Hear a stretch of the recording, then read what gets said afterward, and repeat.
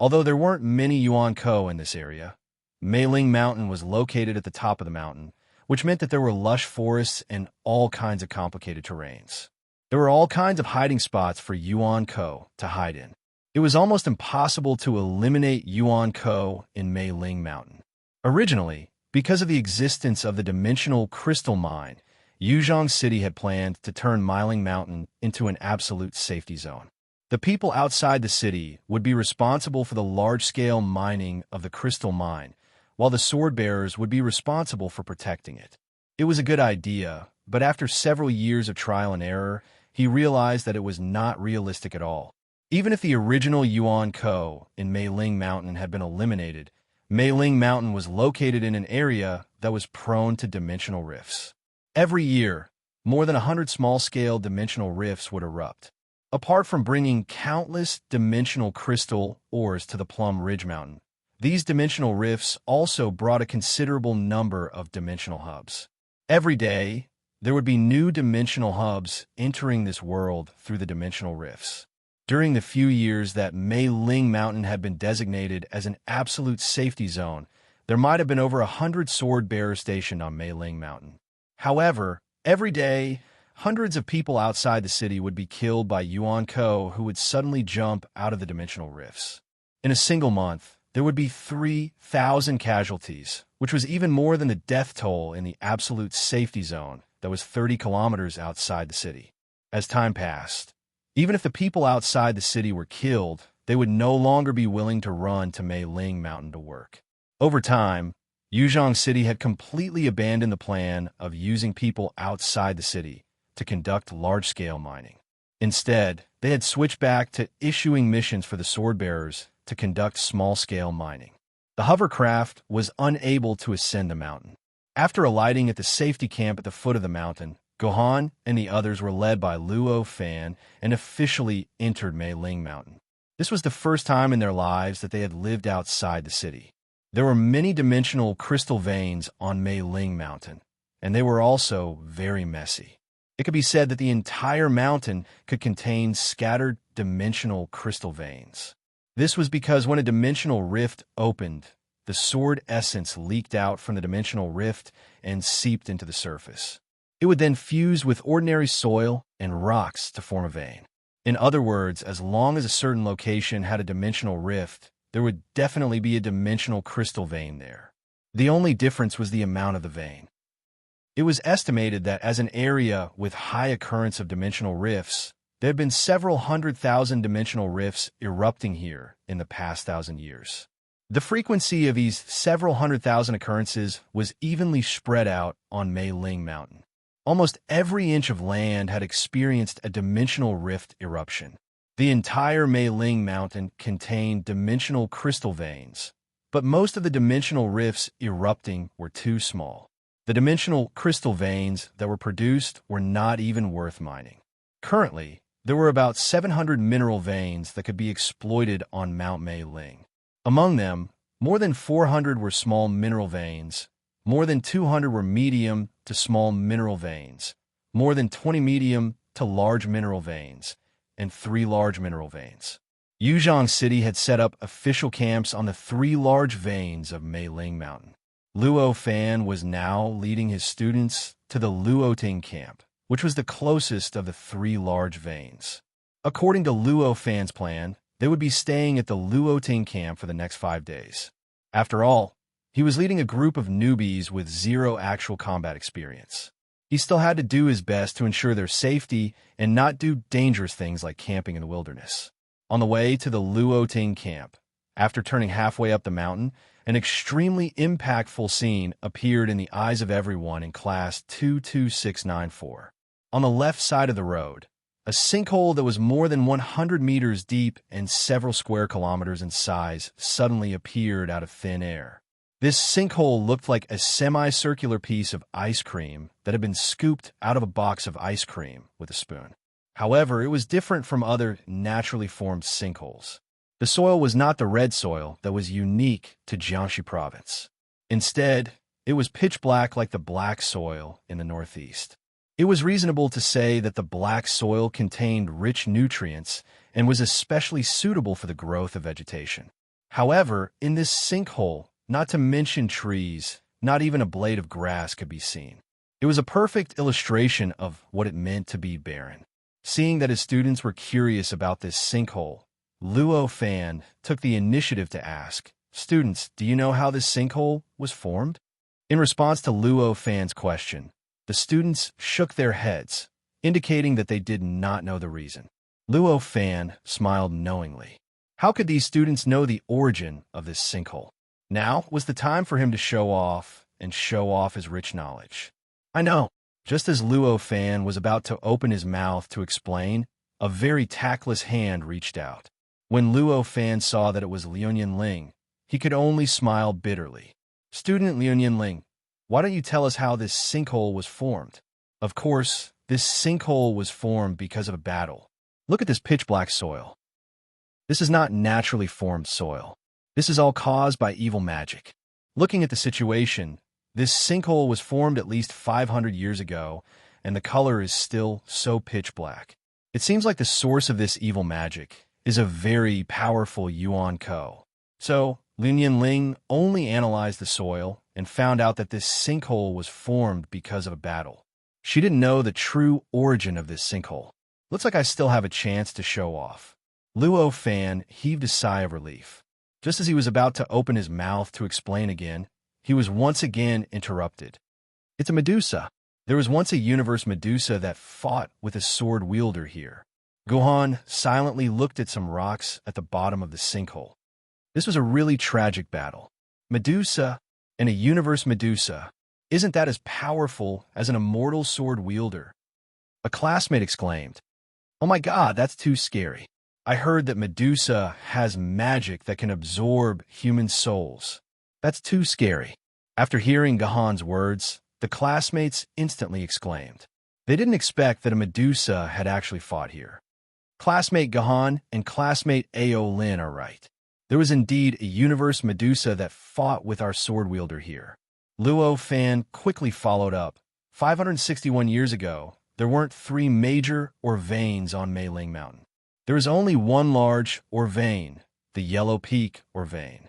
One day, the sword wielder at the Yellow Peak camp suddenly realized that the sky above Luo Ting's location had suddenly split open, and there was a giant rift that was dozens of kilometers long. A blood-red radiance drifted out from the crack, and the sword-bearers at the Yellow Peak camp knew that danger was approaching. It was a massive dimensional rift, and there would be thousands upon thousands of Yuan worms pouring out from it. They would launch a terrifying attack on the Plum Ridge Mountain. The sword wielder at the Yellow Peak camp knew that the best thing to do now was to quickly escape for their lives and escape back to Yuzhong City. However, there were tens of thousands of outsiders mining at the Yellow Peak or vein. At that time, hovercrafts hadn't been invented yet, and humans could only rely on modified super off-road vehicles to move around. However, the number of off-road vehicles at the Yellow Peak camp wasn't enough, and they could only transport 3,000 people at a time. In a short period of time, it was impossible to evacuate the outsiders from the camp. Therefore, the sword-bearers of the Yellow Peak camp decided to let all the children, only children, fathers, young power users, and women in the camp evacuate first. All humans above the age of 30 were to stay in the camp and use their lives to buy time for the retreat. Chapter 235. This is really a fierce battle. At this point, Luo Fan revealed a sad and nostalgic expression. No one would have thought that there were not 1,000 or 10,000 Yuan Ko surging out of that large crack, but 30,000.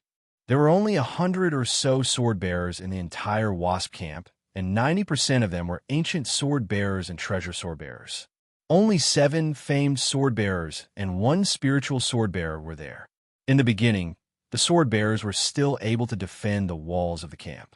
Later, as the sword essence was gradually consumed, the line of defense continued to shrink, and in the end, they completely abandoned the camp and were forced into the mine.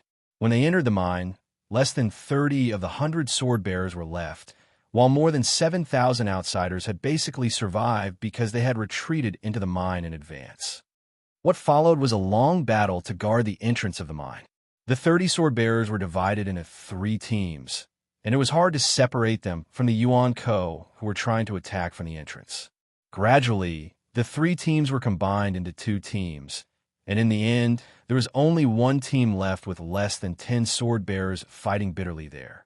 When the reinforcements from Yuzhong City arrived, only one famed sword bearer and 6 treasure sword bearers were still alive in the entire mine.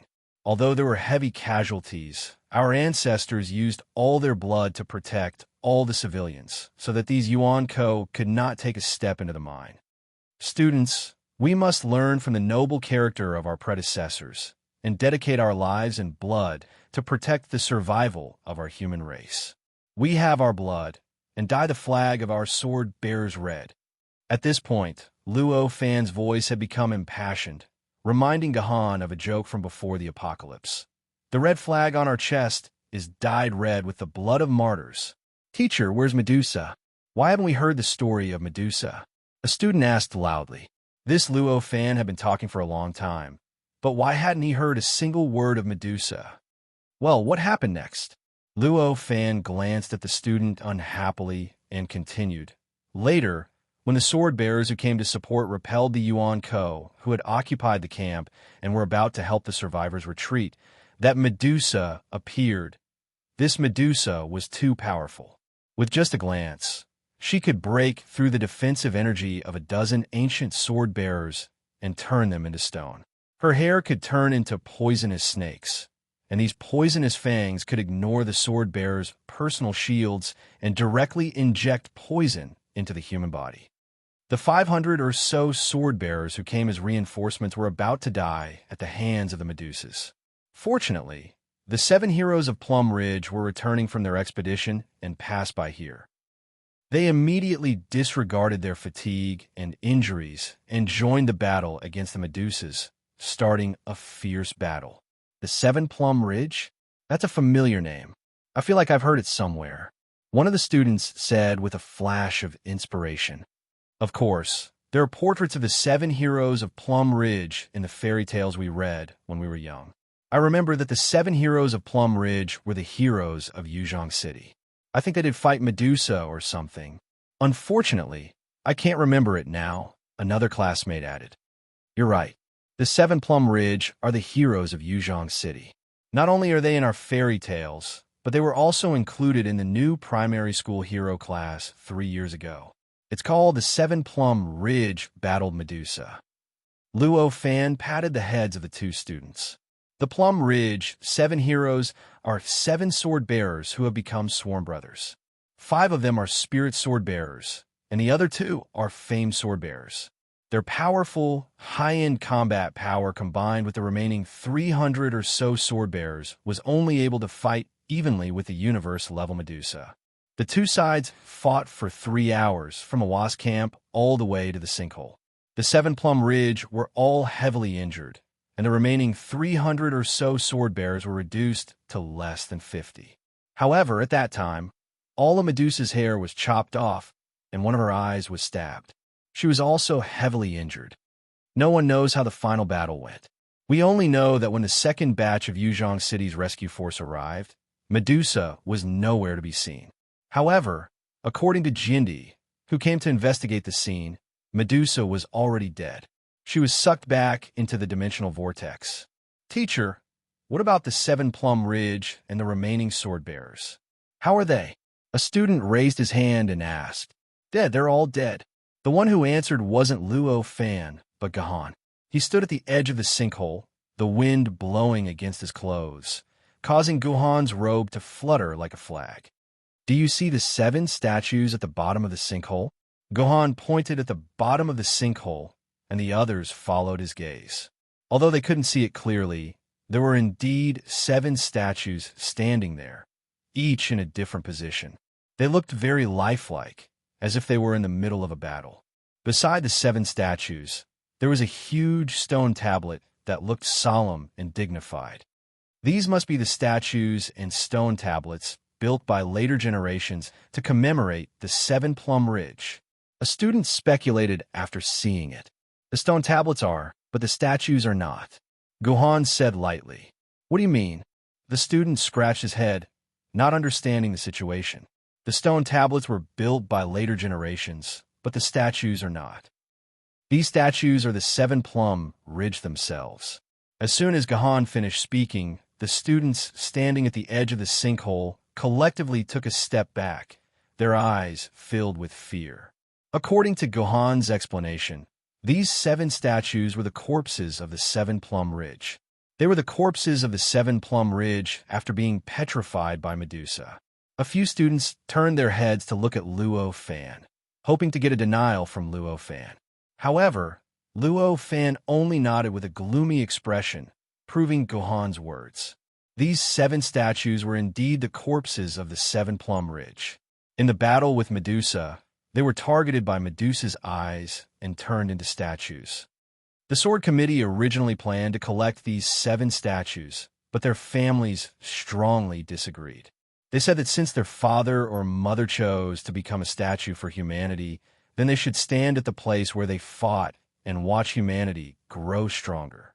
They should wait until the day Yuan Ko is completely expelled. That will be the day they are buried. So, they have been standing here for more than 500 years. Come to think of it, there have been many Yuan Ko who have passed by the sinkhole, but none of them have ever destroyed these statues. Perhaps the Yuan Ko also respects these heroes. They are all heroes of humanity, Guhan said in a heavy tone. Then, facing the seven statues in the sky pit, he knelt down and took out the drowsy Ching Popper from his infant pouch and placed him to the side. Then he kowtowed 3 times.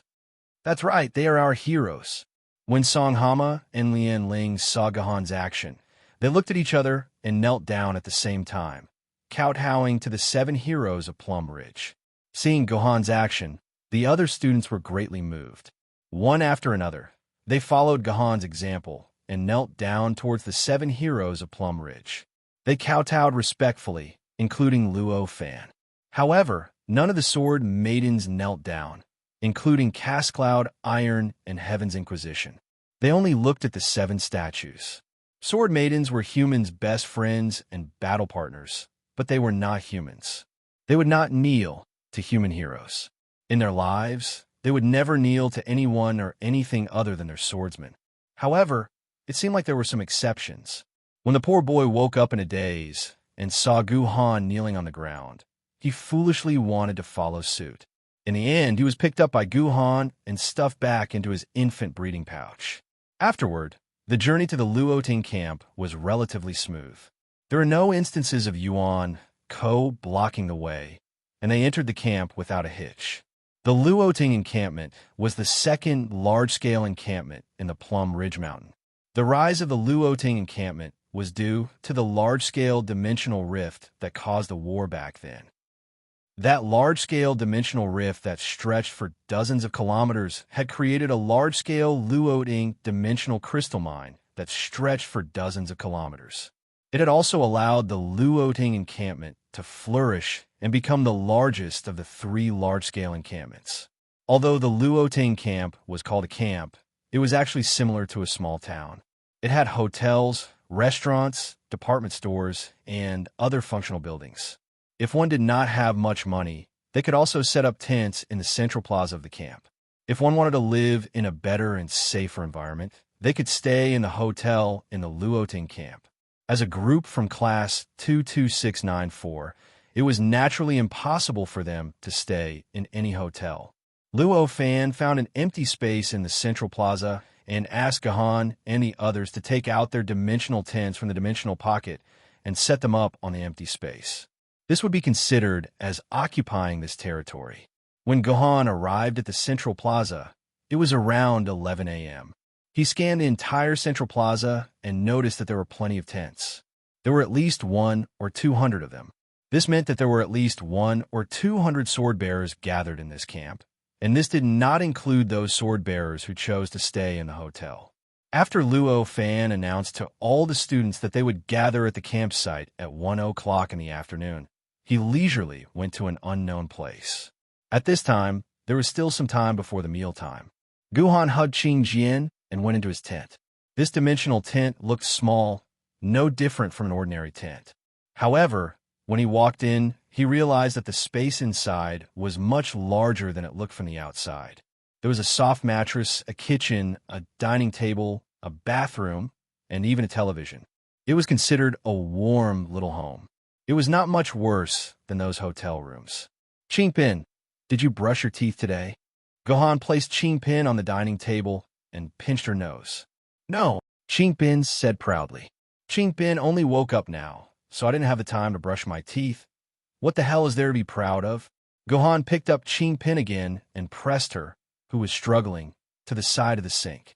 He picked up a toothbrush, squeezed some toothpaste on it, and began to help Qingpin brush her teeth. The way he pulled the toothbrush in and out was full of perverseness. Chapter 236. Helping Qingpin brush his teeth wasn't an easy task, especially since Qingpin liked to move around while brushing his teeth. His small hands were struggling so hard that the toothpaste foam was all over his body. However, when Gohan finally finished brushing Qingpin's teeth, the tent's door was pushed open. Song Hama and Liu came together with their sword lady. Wow, so cute. Seeing Qingpin brush his teeth adorably, Liu couldn't help but want to get closer to Qingpin. In the end, she was flung back by Qingpin's 2 mouthfuls of toothpaste foam. You impolite thing. Gohan pinched the poor man's nose and then poured a mouthful of water into the poor man's mouth, which was filled with white foam because his nose was pinched. Qingpin rolled his eyes, and the water in his mouth began to roll. You're not allowed to drink it. Spit it out. Gohan saw through Qingpin's trick and instantly slapped the back of Qingpin's head, causing Qingpin to spit out a mouthful of saliva. Disgusting, disgusting, disgusting. Stinky Gohan, I hate you to death. Qingpin pounced into Gohan's arms and rubbed his mouth on Gohan's clothes. He rubbed all the white foam on his face onto Gohan's body before he was satisfied and jumped out of Gohan's embrace. This cute and funny scene made Liu, Song Hama, and Jiantai laugh. Only Tianwen's sword, who was behind Liu, frowned and looked at Qingpin with disgust. Perhaps in the eyes of the cold and holy Tianwen's sword, Qingpin's behavior was a complete disgrace to the sword lady. Okay, you're done brushing your teeth. Let's go eat. It's almost 12 o'clock, and we have to gather at 1 o'clock. I don't want to go mining with an empty stomach. Liu smiled. We brought food. Gohan pointed at the table full of bento. These bento had been prepared by Maiden the night before. Maiden had been busy until around 2 o'clock in the morning for these bento. Just the several hundred kilograms of natural pork that she had prepared for Qingpin made Maiden so tired that she almost fainted. However, Maiden's bitterness had finally come to an end. When Gohan found out that they would be leaving the city for 5 days, he gave Maiden 4 days off so that she could go back and take care of her daughter. This made Maiden shed tears of gratitude. The reason why she was willing to give up her pride to be a personal maid was because she didn't want her daughter to suffer anymore. Hey, what's so delicious about these coal things? You don't know there's a restaurant in this camp that specializes in selling a special kind of meat. The taste is many times better than pork. I'll take you there to have a taste. Liu smiled and persuaded. Gohan had no interest in this kind of food that had a taste that was better than pork, but Qingpin was different. Hearing Liu words, she instantly drooled. Let's go, Gohan. Let's go and have a taste. Qingpin wants to have a taste. Qingpin grabbed Gohan's hand and begged. Gohan's biggest weakness was Qingpin. How could he resist Qingpin's pleading? He nodded and agreed. However, he added, last time when I was hospitalized, you treated Qingpin to a meal. This time it's my treat.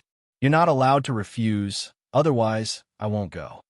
Okay, no one will refuse a good thing that doesn't cost money. Liu nodded. Behind her, Heaven's Inquisition helplessly lowered his head. The place that Liu brought Gohan to was not a restaurant, but a street stall that was set up along the street. However, this street stall was very popular. All the tables were occupied, and Gohan and the rest couldn't even find a seat. Let's go, there are no seats left. Seeing this scene, Gohan wanted to go back, but Liu pulled him back. Then, she took out a dining table and 5 chairs from her dimensional pocket. This guy really doesn't look like a direct descendant of the Liu family. Which young master or princess of an aristocratic family would have a table in their dimensional pocket?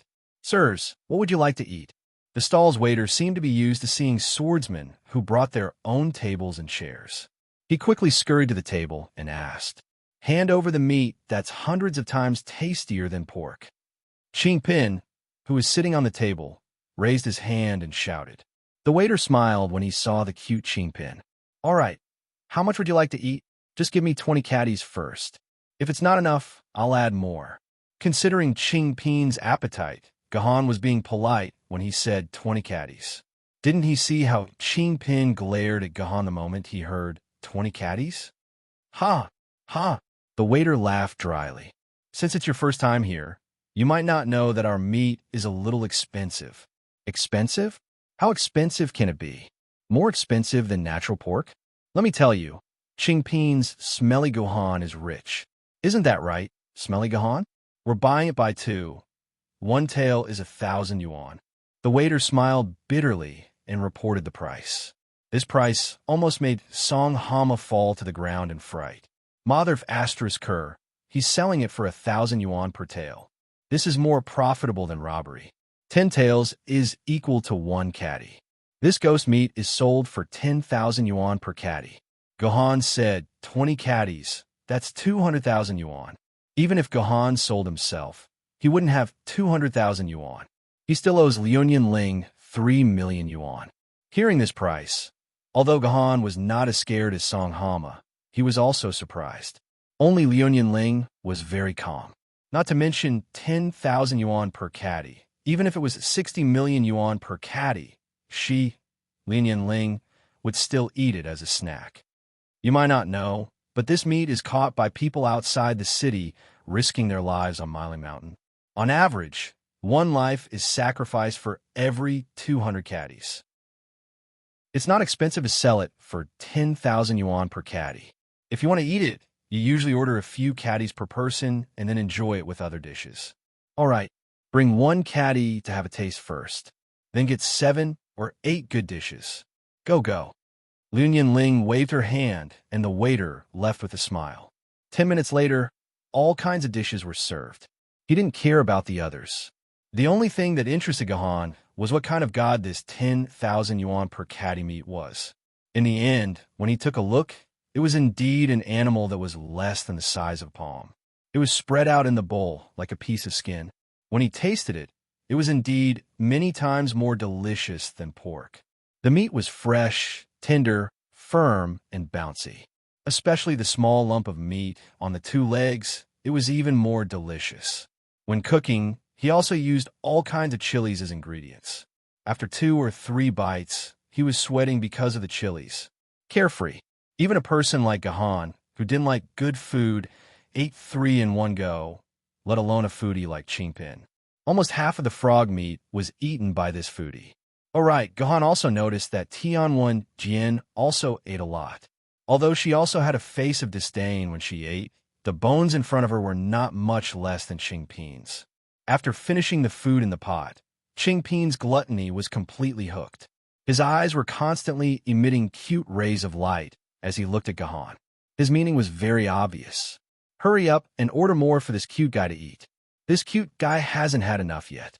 When Gahan saw Pin's face full of longing tears, actually, it was sweat from the spiciness, his heart softened.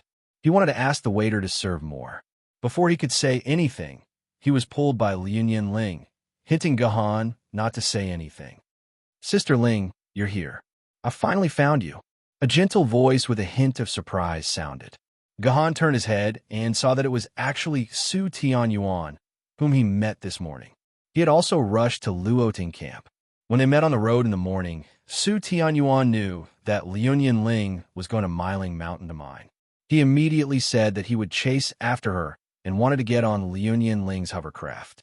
In the end, he was rejected by Liunian Ling because the school bus didn't allow people who weren't from the school to use it. When Su Tianyuan appeared, he obviously didn't have a means of transportation. It was unknown how he followed Gahan to the camp. However, Su Tianyuan was a direct descendant of the Genie world. It wasn't difficult for him to have a dimensional pocket with a large space and a personal hovercraft. "It smells so good.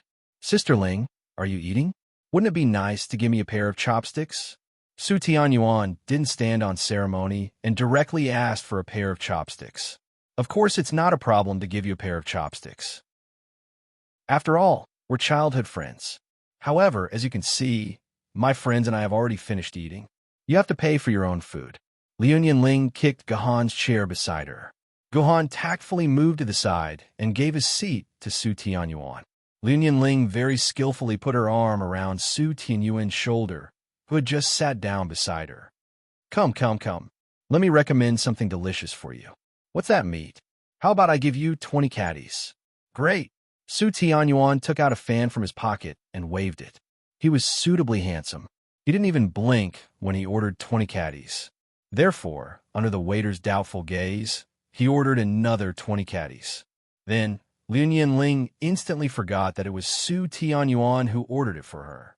She immediately called Gohan and the others to eat together.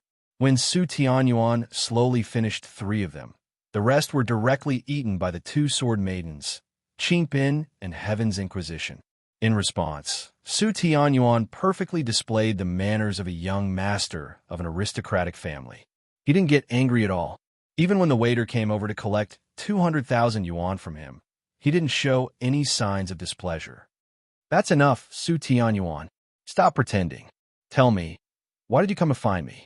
Seeing that Su Tianyuan had paid, Liu Ling immediately threw Su Tianyuan to the side and directly sat in Gohan's lap. This gave Song Hama a fright. You're not really here to woo me, are you?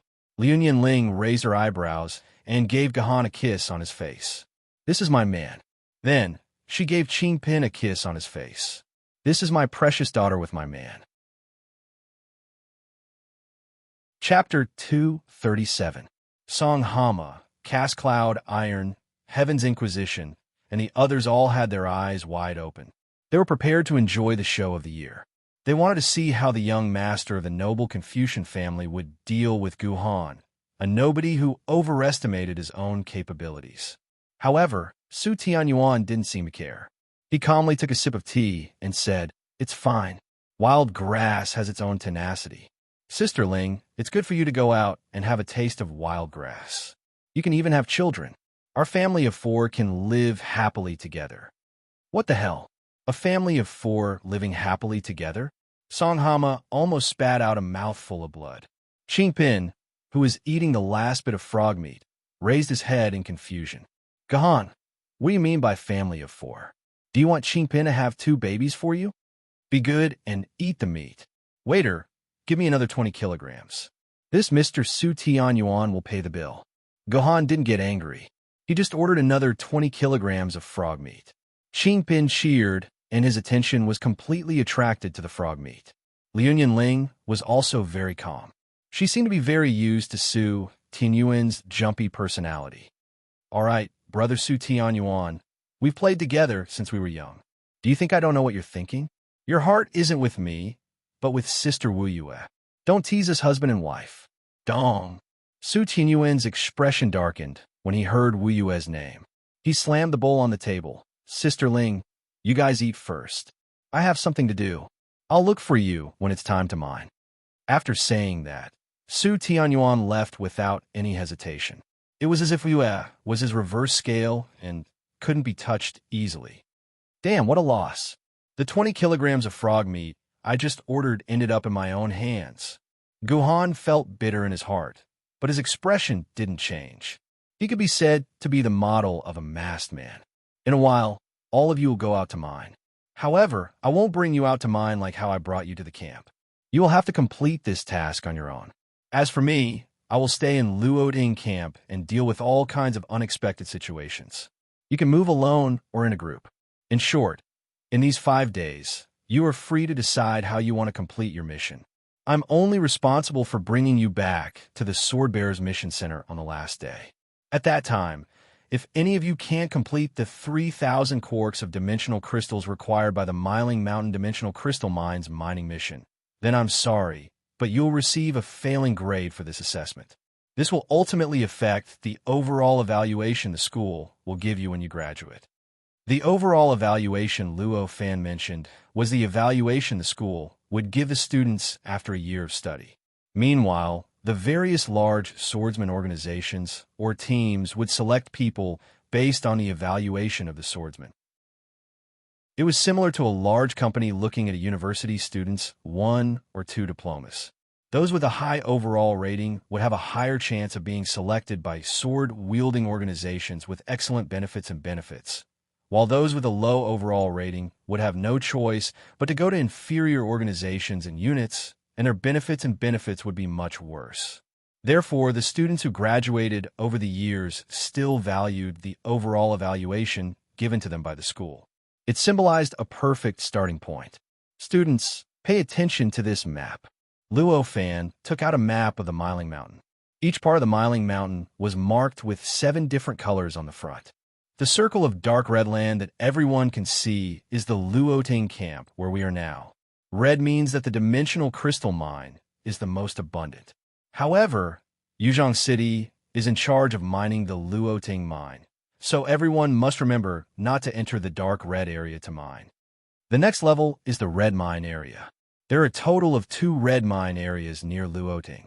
However, these 2 mines have already been reserved by the Yuzhong Sword Sect and the Hung Mountain Sword Sect.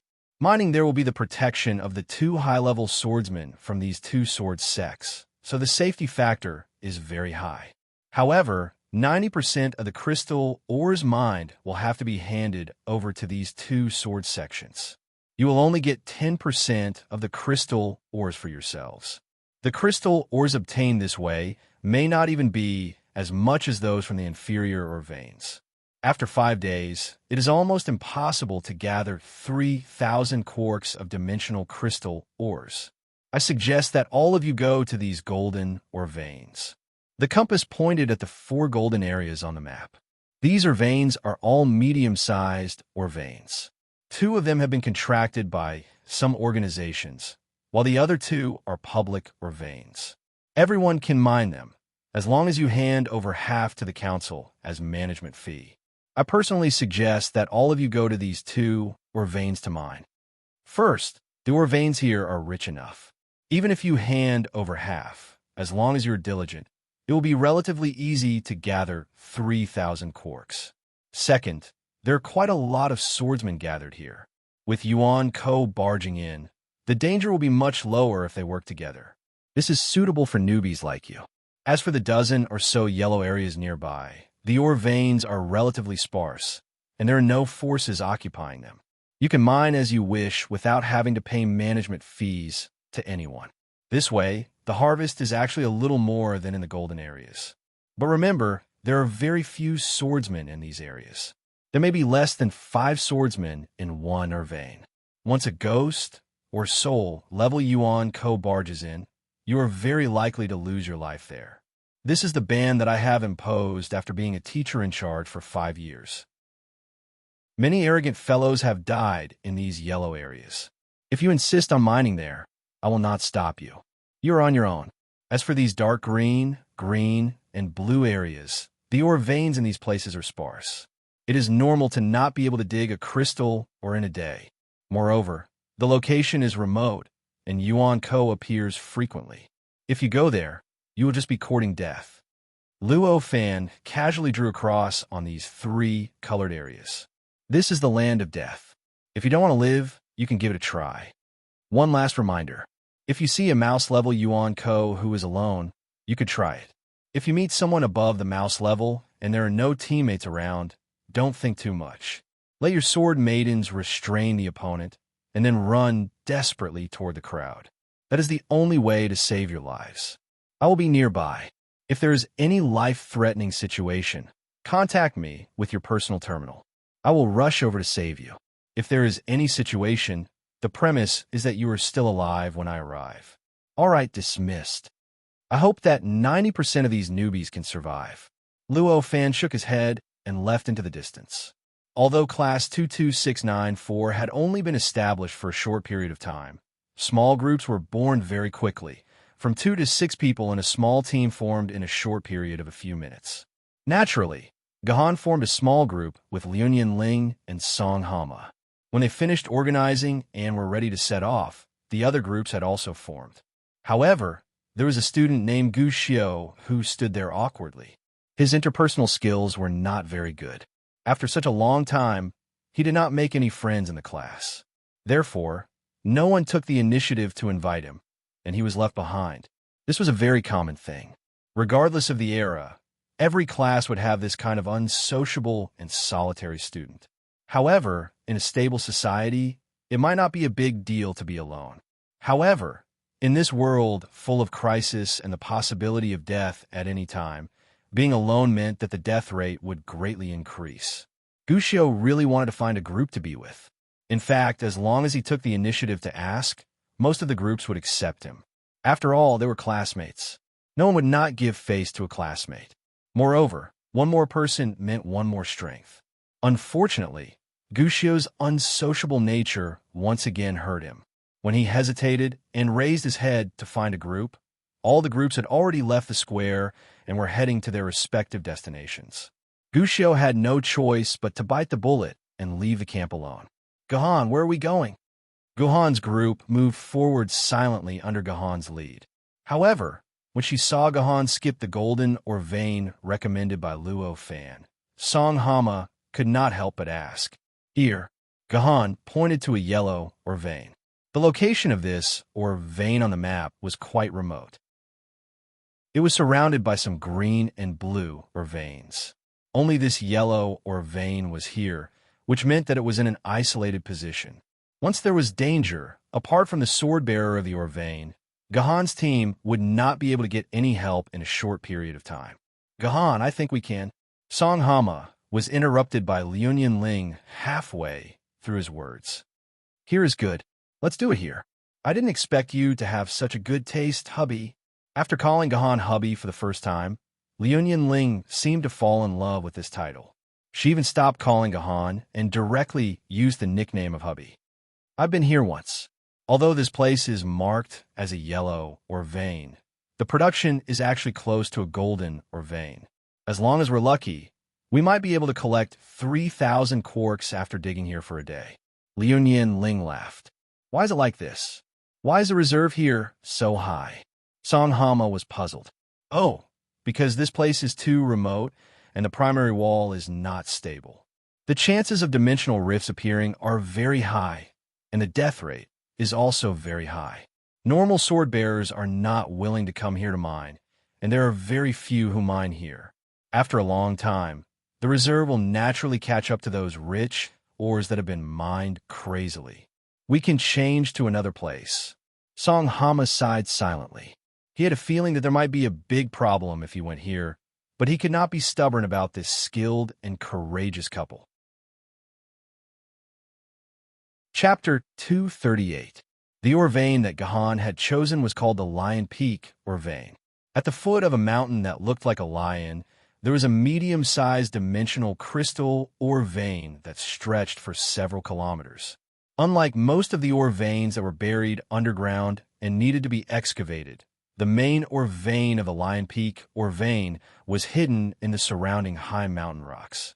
If one wanted to obtain the ore, they had to dig through the mountain rocks. On both sides of the cliff, there were dozens of holes that had been excavated by the sword bearers over the years. These holes led directly to the area with the richest ore in the mountain rocks. Which hole do we enter from? Song Hama was a little dumbfounded when he saw so many holes. People who had difficulty choosing would not be able to make a decision in a short period of time. Sirs, this lowly one suggests that you enter from the third hole on the left. Yesterday, a marquee with a purity of 5,000 quarks was excavated there. It must be a rich or area. Digging there today will not go wrong. Suddenly, a crisp voice came from the bushes beside him. 10 seconds later, a person pushed the bushes aside and came out. Gohan took a closer look and saw that it was actually a child in his teens. His body looked very thin and weak, and it was obvious that he was malnourished. Who are you? A glint flashed in Gohan's eyes. It was too suspicious for a child to suddenly appear here. All right, don't scare him. I saw this child the last time I was here. Hey, Lil Soldier, do you still remember me? Liunian Ling slapped Gohan's butt and enthusiastically chatted with the child.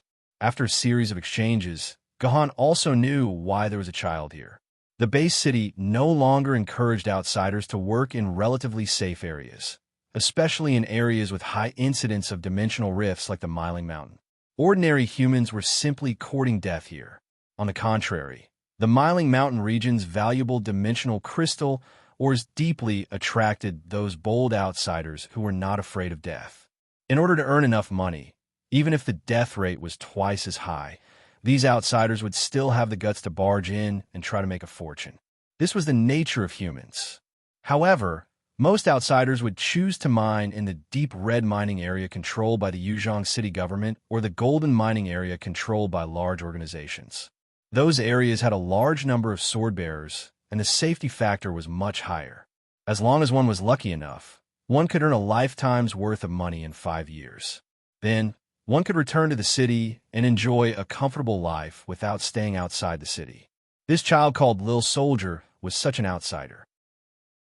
According to Lil Soldier, when his father and brother were mining in the golden mining area of the Miling Mountain, they encountered a dimensional rift that suddenly appeared in the mining area. Dozens of Yuan Ko rushed out from it. Although the sword bearers in the mining area quickly dealt with these Yuan Ko, the outsiders near the dimensional rift suffered heavy casualties. More than 100 people died. It was unknown if Lil Soldier's father and brother had good or bad luck. Although their lives were saved, one of them had lost an arm and a leg, while the other had his entire lower body from the waist down eaten by Yuan Ko. Now, both of them were frozen in the freezer, waiting for the surgery fee of 2 million yuan to regenerate their limbs. When Lil Soldier's mother saw this situation, she immediately remarried and left.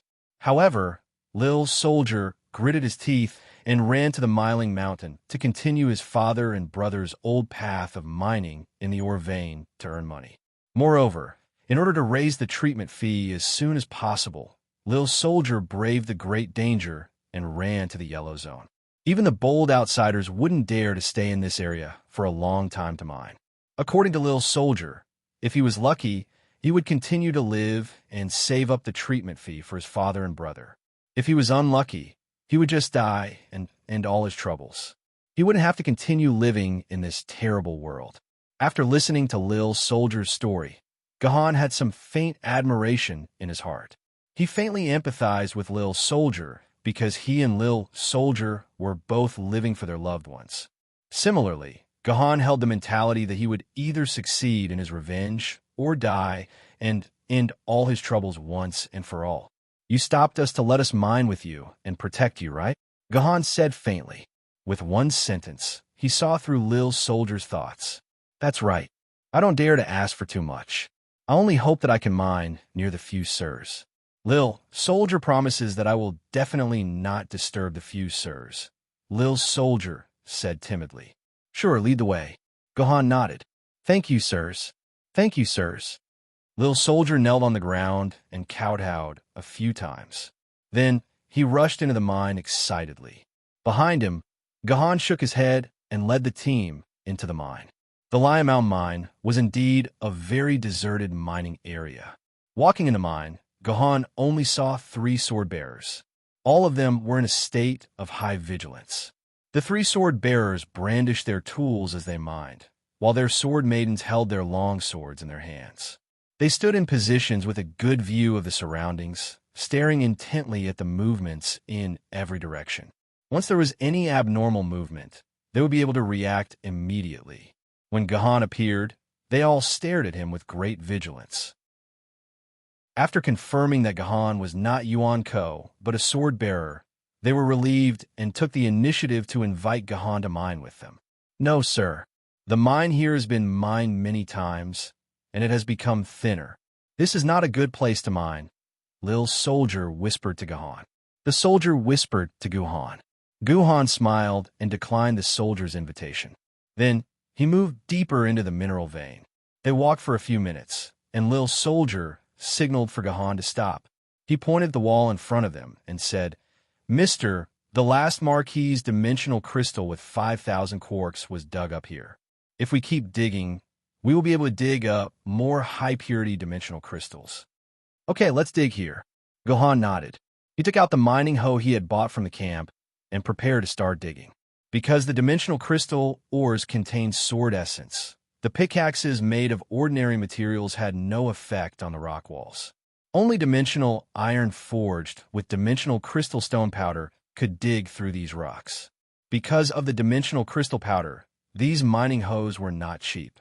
Hoes with 5% dimensional crystal powder were sold for $1,000 each. That was almost the same price as a dimensional crystal mine, which was worth 100 sword elements. If it was a mining hoe with more than 10% content, it would sell for a high price of 5,000 yuan per hoe. At the same time, Song Hama and Liuyan Ling sent their Lady Swordsmith, Heaven's Inquisition, and Cast Cloud Iron to the two ends of the tunnel. They were there to monitor the situation, just in case Yuan Ko suddenly came in and attacked Gahan. Seeing that the Lady Swordsmith had protected him, Lil Soldier felt relieved. He could finally mine in relative safety. Lil Soldier took out a hoe that was as tall as him from his waist. He swung the hoe a dozen times on the stone wall of the mine, and only a small piece of the rock wall was dug out by the hoe. Lil Soldier picked up the stone and used the strong light source to illuminate the entire piece of ore. Then, he carefully looked at it a few times. He shook his head helplessly and threw the stone behind him. He was ready to start digging again, but he found that Song Hama and Guhan were looking at him. He blushed and explained, "My family has a method of looking at ores passed down from generation to generation. According to the color of the ore, we can roughly see if there are any dimensional crystals inside the ore. Just now, when I saw that the stone was completely white, I knew it was just an ordinary stone. There was no dimensional crystal mine inside. Every piece of rock dug out in the mine could possibly contain a dimensional crystal mine. However, in the absence of a very expensive special stone cutter, it was impossible to break or to see if there were any dimensional crystals hidden inside. Therefore, the mined or could only be stored first. When a certain amount was gathered, they would bring the ore back to the camp and rent a stone cutter in the camp to break the ore. Because no one knew what kind of dimensional crystals were hidden inside the ore, if a priceless dimensional crystal like the Dew crystal was found, they would immediately become rich. Therefore, the process of breaking the ore was also known as stone gambling. However, ordinary people like Lil Soldier did not have a spatial item like the dimensional pocket like the sword bearers. They could directly throw the mined ore into the dimensional pocket and carry a large amount of ore into the camp. They could only carry a limited amount of ore in their carry-on backpacks. Over time, ordinary people like Lil Soldier lit up the stone discrimination skill point. They could determine if there were any dimensional crystals inside based on the appearance and color of the ore. However, they could only determine if there were any dimensional crystals inside and could not determine the quality of the dimensional crystals inside. Song Hama nodded as if he understood. Like Lil Soldier, he picked up his hoe and began to dig at the rock wall. But soon, Song Hama's forehead began to sweat. He dug dozens of times, but he did not dig out a single stone from the rock wall. On the other side, Lil Soldier could definitely dig out a piece of, or with just a dozen or so shovels. This made Song Hama very embarrassed. He was an 18-year-old adult. Not only was he a few years older than Lil Soldier, but his body had also been strengthened by the Cast Cloud Iron, which was equivalent to the physical fitness of 5 or 6 ordinary people. His mining speed was actually inferior to that of a child. This was very embarrassing. Sir Song Hama, the way you use your strength is wrong. Lil Soldier was very quick-witted. He saw Song Hama's predicament at a glance and took the initiative to explain, "These rock walls are very hard because there are dimensional crystals inside. It is very difficult to dig them out with brute force. You must use your skill to dig them out." Then Lil Soldier explained in detail how to use his skill to dig. Song Hama was also not a fool. After Lil Soldier explained a few times, although it was still not smooth, he quickly dug out his first ore. "Look, Sour Popsicle. I, Toad Song, am still very talented in mining." Song Hama proudly took out the stone that he had just dug out and showed it off in front of Gahan. As a result, Gahan looked at Song Hama with disdain and then pointed to his feet. Song Hama looked at Gahan's feet and suddenly stopped talking. His face was stiff like pickled vegetables. At this time, there were actually 4 or 5 stones piled up under Gahan's feet. It seemed that he had already comprehended the mining method. Then, he looked at Liu Ling. Wow. It was even more exaggerated. There were almost 10 stones piled up. Song Hama suddenly felt like an idiot. He angrily threw the stones into his dimensional pocket and vented his anger on these unlucky rock walls. Then, he vented all his anger on these unlucky rock walls. For a moment, the entire mine was filled with the sound of hose being swung. It was a scene of bustling activity. No one noticed that at this time, at the top of the pitch-black mine, a small scarlet crack suddenly tore open. A dark red, magma-like claw suddenly stretched out from the crack. Chapter 239. Hey, this is... The soldier looked at the glowing ore in his hand. Based on his experience, there had to be a crystal inside, and it might be a high-quality one. It might even be an expensive viscount. The soldier carefully put the ore into his backpack. But as soon as he opened his backpack, he felt someone pulling him. The ore flew out of his hand and flew more than 10 meters away. "What are you doing?"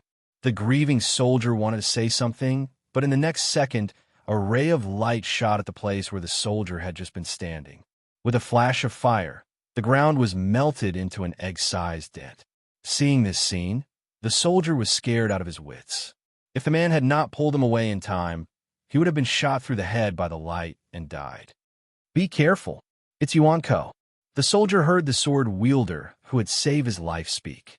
He looked up and realized that this person was none other than Gu Han, the one who had a pouch on his chest. At first glance, he looked a little funny, the sword wielder Gu Han. At the same time, the soldier also saw Yuan Yin, who almost killed him just now. He was a soldier in full white armor and a ferocious white helmet. He was holding a sci-fi-looking rifle in his hand. The ray just now should have come from that gun. It's the storm soldier of the Empire. Gu Han recognized Yuan Ko immediately. Only the storm soldier from Yuan Ko's movie Alliance would wear such a unique armor. No other Yuan Ko would wear such an outfit.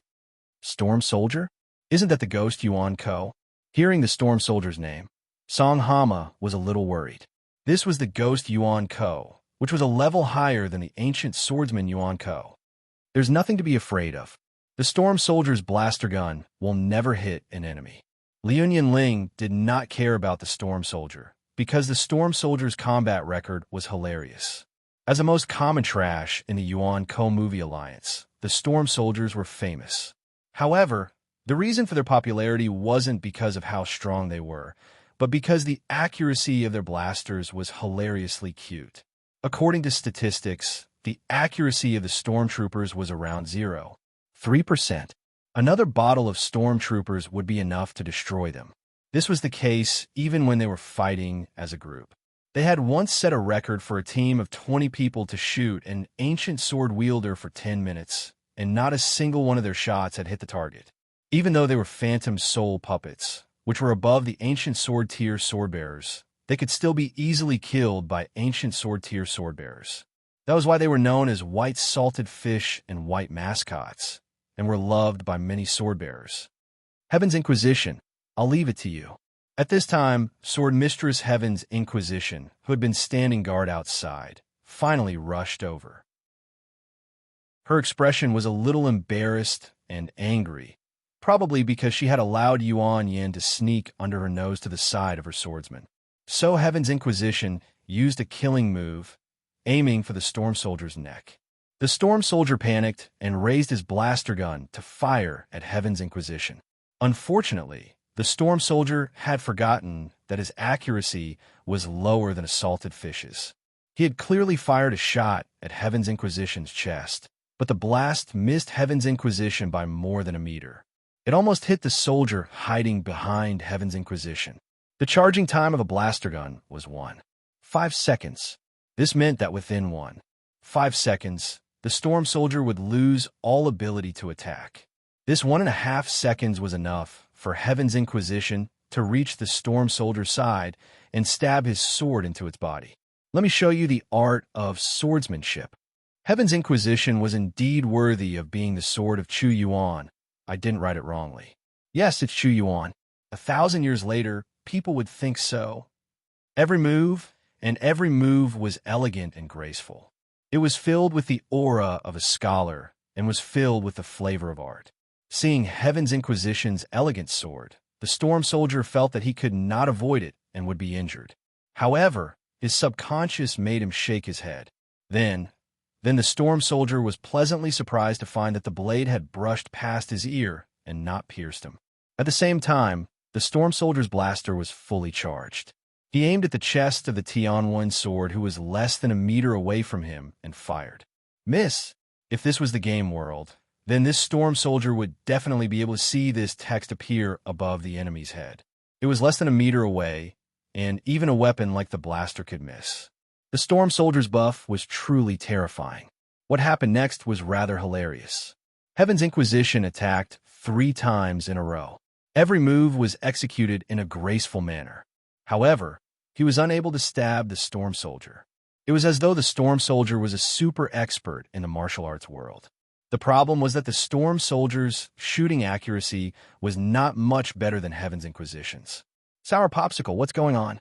Song Hama could not understand. How could the arrogant Heaven's Inquisition, who looked like a martial arts expert, have such a terrible hit rate? Song Hama slapped his head. I understand. Heaven's Inquisition must have been infected by the storm soldier's salted fish buff. What do you understand? Liu Ling glared at Song Hama. This made Song Hama very confused. It was Gohan who took the initiative to explain, because Heaven's Inquisition's master is Chu Yuan. Her swordsmanship is just for show. She is not as strong as Yu Wang, who lost his memory. It is normal for her to have a low hit rate. Oh, so that's the case. Song Hama suddenly understood, but immediately had a new question. Since Heaven's Inquisition's swordsmanship is so bad, how can it be ranked 3rd among the treasured swords? Her actual fighting strength is not even comparable to Gujian. You don't know, some sword ladies rely on swordsmanship to make a living, but some rely on passive skills to make a living. Gohan's words sounded strange, but the next moment, Song Hama understood what Gohan meant. Heaven's Inquisition, stop fooling around. Use your passive skill to get rid of this storm soldier. Sensing the deep suspicion in Song Hama's eyes, Liu Ling, who was the wielder of Heaven's Inquisition, felt insulted and ordered Heaven's Inquisition unhappily. Sigh, how can you vulgar people understand the art of swordsmanship? Take my move, Mother Earth question. Heaven's Inquisition muttered, but still followed Liu Ling's order and used his passive skill, Mother Earth question. When the storm soldier heard that his opponent was going to use Mother Earth question, he panicked at first. However, Heaven's Inquisition's attack didn't seem to have any changes after using the skill. It was still that unbelievably beautiful and artistic swordsmanship. Just like the artistic level of this swordsmanship, the accuracy was also very artistic. When the storm soldier saw the opponent's blade slash past his side and stab into the rock wall beside him, he felt relieved. What skill? He's just a salted fish. However, when the storm soldier heaved a sigh of relief, he felt a cold breeze at the bottom of his throat. He wanted to take a deep breath, but he felt like he was a bag with a hole in it. The storm soldier wanted to turn his head in fear, but he realized that his neck had already left his head. A dead end. After killing this storm soldier, Heaven's Inquisition coolly sheathed his sword. When the dimensional vortex appeared and was about to absorb the storm soldier's corpse, Heaven's Inquisition shook his long hair and placed it into the vortex. Heaven's Inquisition sword's hilt was in her hair. If Liu Ling wanted to take back her sword in the future, wouldn't she have to grab Heaven's Inquisition sword's hair? This feeling was simply the perfect portrayal of a fight between 2 girls. What just happened? Song Hama was a little dazed. He clearly saw Heaven's Inquisition sword brush past the storm soldier's body, and it had already been a miss. However, in the next second, Heaven's Inquisition sword used an extremely strange posture to turn around and chop off the storm soldier's head from behind. This kind of swordsmanship was practically something that only a master swordsman like Gohan could use. Didn't people say that Heaven's Inquisition sword was just for show? Was her swordsmanship just for show? This is the power of Heaven's Inquisition sword's passive skill, Mother Earth question. This is also the reason why I said that she relied on this skill to get into the top 3 treasured swords. Guhan once again took on the role of a commentator. The effect of Mother Earth question consumes 320 points of sword chi. Yuan Ko's next attack on the ground will definitely hit, and there is a 10% chance of causing fatal damage. The maximum damage limit is 5,000 points. There is no cooldown. As long as Heaven's Inquisition sword chi doesn't dry up, then Mother Earth question's passive skill will continue to be triggered. This is equivalent to giving Heaven's Inquisition sword a 100% hit rate and a 50% fatal damage super buff. With this buff, as long as Heaven's Inquisition sword's target is this Storm Soldier, even if her attack landing point is 108,000 meters away from the Storm Soldier, she will still be able to miraculously hit it. As for beheading it with one slash, that is pure luck, triggering the 10% fatal damage chance. Reality isn't a game. There is no such thing as a health bar. Even if the neck is slashed, as long as the health bar isn't empty, Yuan Ko won't die. In reality, as long as the head is chopped off, there is no doubt that he will die. Thank you, sir, for saving my life. Thank you, sir, for saving my life. Seeing that the crisis was over and that the Storm Soldier had been sucked away by the dimensional whirlpool, the soldier hurriedly knelt in front of Gahan and kowtowed with all his might and gratitude. Don't be in a hurry to thank me. Gahan held onto the soldier's head. The battle isn't over yet. That's right, there seems to be a big guy here. It won't be too late for you to thank me after we kill it. Chapter 240. I smell sulfur. It seems like there's a guy from hell here. Fleeting Time Ling sniffed his nose and smiled at Guhan. It was as if he was provoking Guhan. Do you have the ability to sniff out that Yuan Yin is from hell? Guhan shrugged his shoulders. He had never fought with Yuan Ko from hell, so of course, he didn't rely on his sense of smell to determine Yuan Ko's origin. This is a cunning guy. Relying on his invisibility, he walks around us unscrupulously. Husband Gahan, can you find this annoying guy? Liunyun Ling narrowed her eyes and looked at Gahan. I can't find it, but I know that no matter how treacherous a wild wolf is, there will be a time when it jumps out to attack. For example, now is a good time. Once he finished speaking, Guhan's body flashed, and he suddenly appeared beside Song Hama. He pushed him to the side of Cass Cloud Iron, who had arrived late. Protect your best friend, Cass Cloud Iron. Understood. Cass Cloud Iron hugged Song Hama and then looked at Gahan. He was shocked to find that a piece of cloth was missing near his thigh, and his flesh was already blood red. Gahan, are you hurt? I was just scratched by a beast. It's not a big deal. Guhan smiled, took out a bottle of medicine from his pocket, and sprayed it on his wound. This was a rapid hemostasis and healing spray distributed to sword bearers in Yuzhong City. Generally speaking, it would take less than 5 seconds for an ordinary wound to heal and scab. However, 10 seconds had passed, and the wound was still bleeding. This is fire poison. Ordinary medicine can't cure it. You have to lie in the medical pod for a while. Liunyun Ling, who had been paying attention to Gahan's wound, said with some concern, This beast won't give me a chance to enter the medical pod. He's watching us from somewhere, ready to give us a fatal blow at any time. Gahan threw the spray back into Cass Cloud Iron's pocket, and then picked up the unconscious Qingpin from the nursery bag. He patted her little face and said, Wake up, wake up. What's wrong? Is it time to eat, Gahan? Qingpin's little stomach is already growling. It was less than 2 hours since the 40 kilograms of frog meat at noon, but Qingpin was actually hungry again. We'll eat later, Qingpin.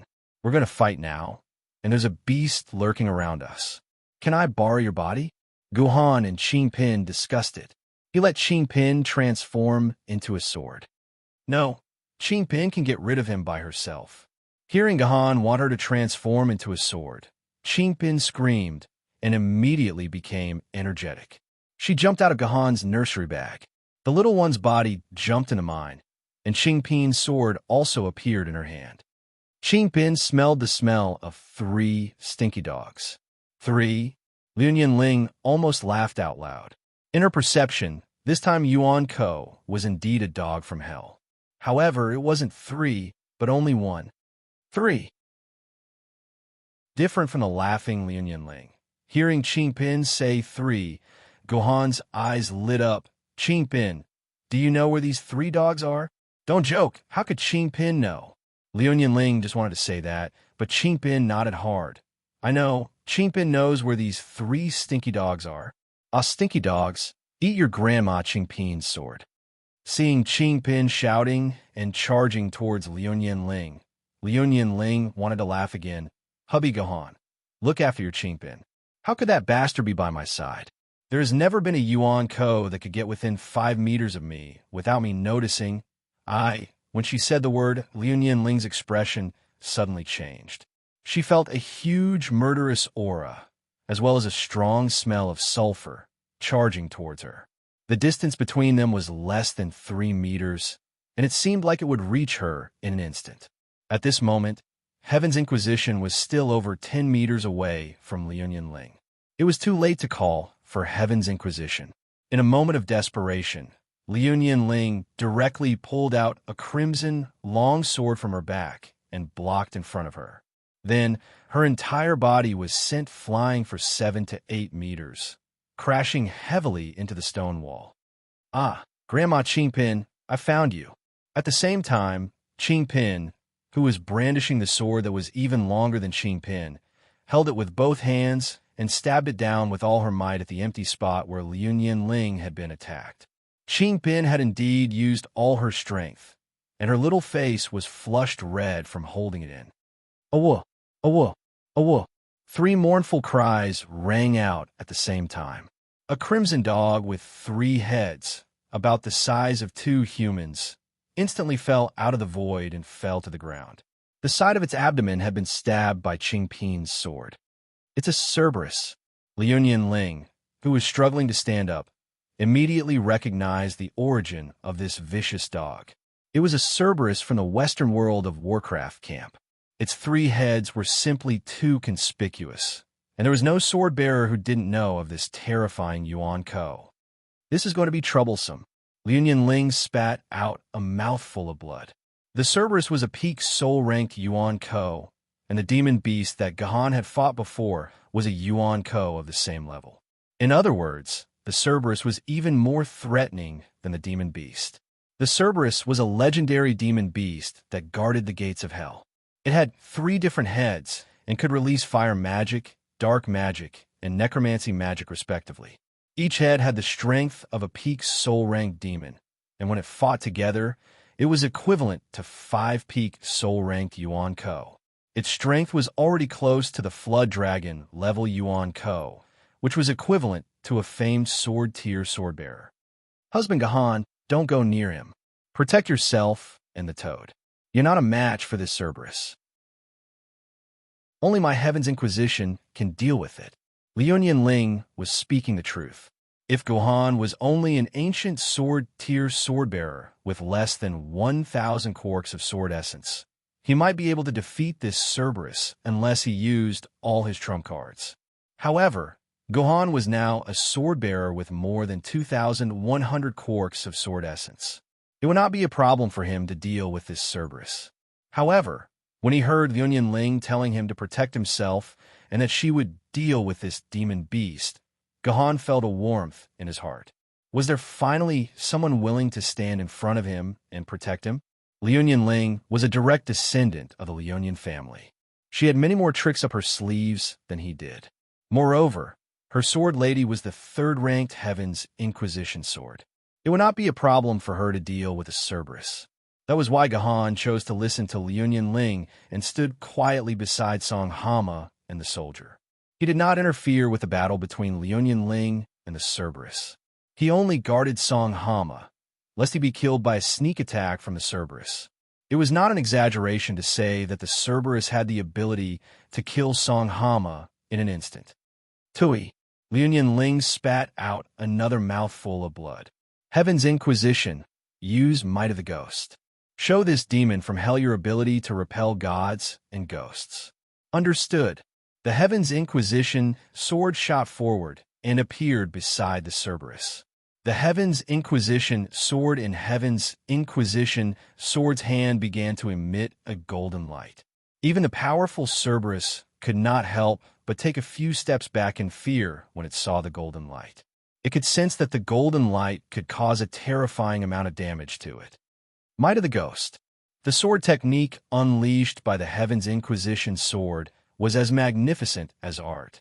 It heavily slashed down on the Cerberus's body. No, the blade of the sword brushed past one of the Cerberus's heads and slashed down on the ground. One had to admit that the power of the sword was very strong. A few pieces of the hard oars were sent flying. However, the soldier with sharp eyes and nimble hands picked them up and stealthily stuffed them into his backpack. Oh, whoa! The Cerberus let out a furious roar and leaped forward. Both of its heads shot out two balls of light, one red and one black. The Cerberus was not a storm soldier with a buff. The two balls of energy accurately struck Heaven's Inquisition's body, sending it flying 7 to 8 meters away like its master. The power of the two balls of energy from the Cerberus was not to be underestimated. Heaven's Inquisition's personal shield had been hit so hard that it began to ripple. This was a sign that its energy level was less than 30% and could collapse at any moment. Actually, Heaven's Inquisition's personal shield wasn't that weak. After all, she was a Confucian sword mistress who specialized in defense. Unfortunately, Liu Ling had only become a swordswoman for slightly more than a week. Even if she had a large amount of resources from the Liu family to nurture her, the amount of sword essence in her body wouldn't be that high. Furthermore, his opponent was a pinnacle soul realm Cerberus, a Cerberus. Purely from the might of its attacks, it wasn't any weaker than a flood dragon Yuanjun. It wasn't strange for it to be able to destroy Heaven's Inquisition's protective shield with just a few energy bullets. Poochie. The Cerberus spat out a flaming tail in disdain. It rubbed its feet on the ground with a ferocious look on its face. A new ball of energy was brewing in its 3 heads, and its target was the collapsed Heaven's Inquisition. In its perception, Heaven's Inquisition was the greatest threat. It had to get rid of this opponent first. Heaven's Inquisition, run! Liu Ling shouted. If Heaven's Inquisition was hit by another 3 balls of energy, her personal shield would really shatter, and her durability might even drop to 0. Heaven's Inquisition seemed to be a little stunned. It sat there in a daze, not moving an inch, just as the Cerberus's energy ball was about to be completed and was about to be fired. A small figure suddenly jumped up from the ground and sat on the Cerberus's body. Smelly doggy, your mouth stinks. You've ruined Qingpin's nose. Qingpin doesn't like you. Qingpin doesn't allow you to spray such smelly things. Qingpin pinched his nose with one hand and used Qingpin's sword with the other to slash at the Cerberus's head. Gotcha! With a flash of fire, Qingpin's sword was actually repelled by the Cerberus's tough skin.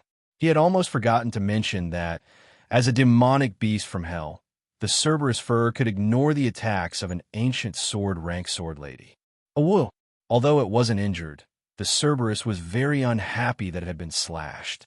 It was actually being ridden on by such a weak little thing. How was it going to be a handsome doggy in the future? With a flip, the Cerberus threw Qingpin, who was riding on its back, to the ground. At the same time, it used one of its claws to press down on Qingpin's stomach. Its 3 heads opened their mouths at the same time. This beast was prepared to use 3 balls of energy that even Heaven's Inquisition sword couldn't withstand to send Qingpin on his way. Qingpin! Guhan roared angrily and rushed out from his position, pouncing towards his precious sword maiden, Qingpin. Qingpin, nothing must happen to you. Otherwise, I will never forgive myself. Guhan screamed in his heart. Chapter 241. Many readers have asked me about the Yuan Ko system, but I haven't explained it clearly. I want everyone to discover the fun of this system. If you read it carefully, you should understand Yuan Ko's level by now. For those who didn't look carefully, I'll just keep everyone in suspense. I'll just announce it to everyone here. The Sword Lady's levels are Ancient Sword, Treasured Sword, Famous Sword, Spiritual Sword, Immortal Sword, and Emperor's Sword. Among them, the Ancient Sword rank corresponded to the Rat rank and the Tiger rank. The tiger rank was stronger than the rat rank, and so on. The treasure sword rank corresponded to the ghost rank and the soul rank. The famous sword rank corresponded to the dragon rank and the dragon rank. The spirit sword rank corresponded to the nether rank and the meteor rank. The immortal sword rank corresponded to the universe rank and the universe rank. The order is rat, tiger, ghost, soul, dragon, nether, meteor, universe, Ian, flood, and desolate. Qingpin. Guhan's cry was a little mournful, because he suddenly realized that the poor girl was too far away from him. So far that when he ran over, the 3 energy balls in the Cerberus's mouth had already exploded on the poor girl's body, turning her into a pile of cooked meat. Guhan really wanted to take back Qingpin, just like how he questioned the fake swordsman yesterday. However, Guhan couldn't, because Cerberus's claws were pressed against Qingpin's stomach. This meant that Qingpin's body was directly in contact with Yuan Ko. No one knew why, but as long as a strand of the sword lady's hair was in contact with Yuan Ko, or Yuan Ko's continuous attacks, the sword lady couldn't fly back to the swordsman's hand. She had to be completely separated from Yuan Ko before she could regain the ability to return to her sword. It's all my fault. If only I'd stopped Qingpin just now and told her not to fight Cerberus.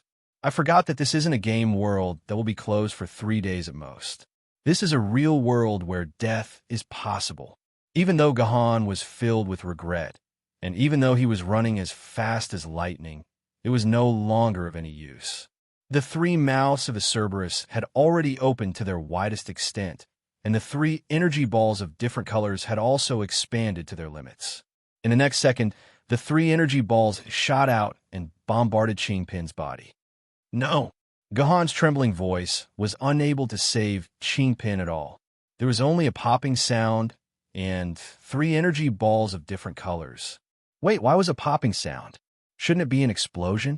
Guhan stopped in his tracks, and for the first time, he revealed a silly expression. The facial muscles on his face, which were originally filled with grief and indignation, suddenly turned silly, and he couldn't react in time. It was a very funny state of stretching his skin and muscles, completely ruining Guhan's handsome face. So what exactly happened to cause such a funny change in Guhan's expression? The reason was very simple. Just now, Cerberus had been chanting for a few seconds, and the energy balls that had expanded to their limits suddenly burst like a bubble. Nothing happened, and naturally, nothing happened to Qingpin. Not only did Guhan and the others not expect such a situation to happen, but even Cerberus itself seemed to be dumbfounded. Each of its heads looked at the other 2 heads inexplicably, as if they were looking at 2 idiots. Its mouth opened unconsciously and once again accumulated energy. But this time, it didn't expand to its maximum size. When it had only gathered half of its size, it burst again like a soap bubble with a pop. Qingpin, are you okay? At this time, Guhan, who was in a daze for a second, also rushed to Qingpin's side. Then he kicked the belly of Cerberus, who was still in a daze, and kicked this beast that weighed hundreds of kilograms to the ground. He quickly held Qingpin in his arms and asked with concern, "Ah, Qingpin." Qingpin originally wanted to say that he was okay, but his eyes rolled, and his chubby little hand covered his stomach. He had an expression as if he was about to give birth. "Ah, Guhan, Qingpin's stomach hurts so much. Is Qingpin going to die? Can Qingpin have another meal of spicy frog meat before he dies? If he can eat another 50 kilograms, Qingpin can die without regrets." Oh. Guhan smiled. It seemed that Qingpin was fine. He had also lost his sense of propriety just now. The energy of the shield was obviously not depleted much. How could the cute Qingpin be injured? But even so, Guhan still readily agreed to Qingpin's request and promised her that he would take her to eat spicy frog meat later. Hey, can the 2 of you change the time to show your filial piety? That Cerberus is still alive. Song Hama reminded them helplessly. All right, Qingpin, you've made a scene, fought, and scared me to death. Obediently give me your neck, and let Guhan take revenge for you. At this time, Cerberus, who had been kicked down by Guhan, stood up again. There was a fierce and vicious look in his eyes. In his opinion, It must be this human who suddenly appeared and caused him to make such a big fool of himself. Oh, Cerberus roared. Since the magic has failed, then my teeth are not to be trifled with. I'm going to crush this damned human's throat. Cerberus leaped up, and just as it was about to bite Gahan's neck, a silver light suddenly flew out and pierced Cerberus's body, knocking this evil beast to the ground once again. At the crucial moment, Sword Lady Heaven's Inquisition stood in front of Cerberus once again. Heaven's Inquisition continued to use Ask Ghost and God to deal with this Yuan Ko. Also, remember to use Ask Mother Earth at all times. Don't forget it again. Liuan Ling instructed Heaven's Inquisition with a livid face. This cold goddess seemed to have a problem with her brain. She kept forgetting to use her passive skill, Ask Mother Earth. If she didn't use this skill, she wouldn't even be able to hit a stationary object. Heaven's Inquisition's face turned red, and the blade once again shone with a dazzling golden light. Cerberus still felt an astonishing deterrent. However, Cerberus, who had experienced it once, didn't take Heaven's Inquisition's sword to heart. Since the other party couldn't hit it, why not eat this annoying human first? Most of the time, experience could help people get the right result, but sometimes experience could kill a dog. Cerberus didn't expect that Heaven's Inquisition's light blade, which was bound to miss its body, would actually cleave its neck. The golden light struck Cerberus's body, and like a piece of pork thrown into a pot of oil, it let out a sizzling sound, and oil splattered everywhere. Then a huge dog head flew up and fell to the ground, falling flat on its face. Cerberus started to panic. It didn't understand why its skin, which was harder than steel, couldn't defend against the Sword Lady's attack. One of its heads was easily chopped off. It only had 2 heads. Didn't that mean that it could only withstand 2 slashes? As creatures of hell, cunning was in their nature. When they found themselves at a disadvantage, escaping was their instinctive choice. Now that one of its heads was blocked by Heaven's Inquisition, Cerberus didn't dare to break through from there. On the other side, there were only a few stupid and weak humans. Cerberus naturally treated these humans as its target. It even felt that it could bite off 1 or 2 of their necks and escape calmly to take revenge for its decapitation. Unfortunately, Cerberus didn't know that it wasn't choosing a path of survival, but a path of death. Because at this moment, a certain person who was holding on to Qing Pin's sword was burning with rage, and this rage was only enough to burn it to death a dozen times. More than 10 rainbow-like sword auras surged over, colliding heavily with Cerberus, who was just about to escape. Then, this magical beast, which was about to use Gahan as a breakthrough point, had its 2 dog heads split into pieces, and its magma-like blood splattered all over the mine. Absorb it well. Collect more for me. Otherwise, I won't even have enough money to buy frog meat. The dimensional vortex arrived as promised, which meant that Cerberus was really dead. However, the position of this vortex was relatively high, about 2 meters. With Qing Pin's height, her cute little neck couldn't reach the entrance of the vortex. Therefore, Gahan held on to Qing Pin's little but with one hand and helped Qing Pin extend her neck into the dimensional vortex so that Qing Pin could absorb the sword essence in the dimensional vortex. You don't say. Pure cotton panties feel so good. Also, why is Qing Pin's little but so flat? If I drag it up, I'll touch her pelvis. Isn't there a lot of flesh on her face? Gahan, who was holding on to Qing Pin's little butt, had some inexplicable thoughts in his mind. At this moment, Liuan Ling, who had finished cleaning up her wounds, also walked to Gahan's side. She spoke in a sarcastic and dissatisfied tone. Hubby Gahan, I didn't expect you to be so well hidden. What do you mean? Gahan stopped letting his thoughts run wild and turned to deal with the troublesome woman. Liuan Ling, what do I mean? Let me ask you, were you the one who used those sword auras just now? Liuan Ling questioned. It was me, Gahan admitted readily. She had already seen through him, so there was nothing to deny. All right, which family's young master are you from? Back in the sword burial grounds, why did you pretend that you didn't know any martial arts? I saw that sword aura just now. It's impossible to use it without 5 or 6 years of training. It turned out that Liunyun Ling was so angry because she remembered that day in the sword burial grounds, when Guhan had risked his life to save her. No wonder Guhan had only used less than a minute to learn the 5 fleeting forms. It turned out that he was an expert swordsman and a great expert who could use sword auras. He was the great sword master. When Liunyun Ling thought of this, she felt like she was about to explode with anger. Why did she shamelessly stay by Guhan's side? Was this the reason? Was she a complete idiot? Liunyun Ling was looking forward to Guhan's answer. Chapter 242. Guhan had already guessed the current situation when he used his sword chi to kill the Cerberus. He had also guessed that Liunyun Ling would definitely flip out. The current situation was all within Guhan's grasp and expectations. It wasn't that Guhan couldn't use other methods to deal with this Yuan Ko. Even if he didn't use his sword chi and use the 5 forms of fleeting time that Liunyun Ling had taught him, he could still kill the Cerberus. It would just take a little more effort. Perhaps Guhan didn't even need to kill his opponent. He only needed to hold it back and wait for Liunyun Ling to make a move. This way, he could hide the fact that he had practiced ancient martial arts for a long time and had extremely powerful swordsmanship. However, Guhan didn't plan on hiding it. He understood that secrets could be hidden forever, but a person's strength couldn't be hidden forever. Unless Guhan decided to be an ordinary swordsman and live out his life normally. Unfortunately, Guhan didn't plan on being an ordinary person. As the main character of the story, he couldn't be an ordinary person either. One day, Guhan would expose his strength to Liunyun Ling due to various reasons.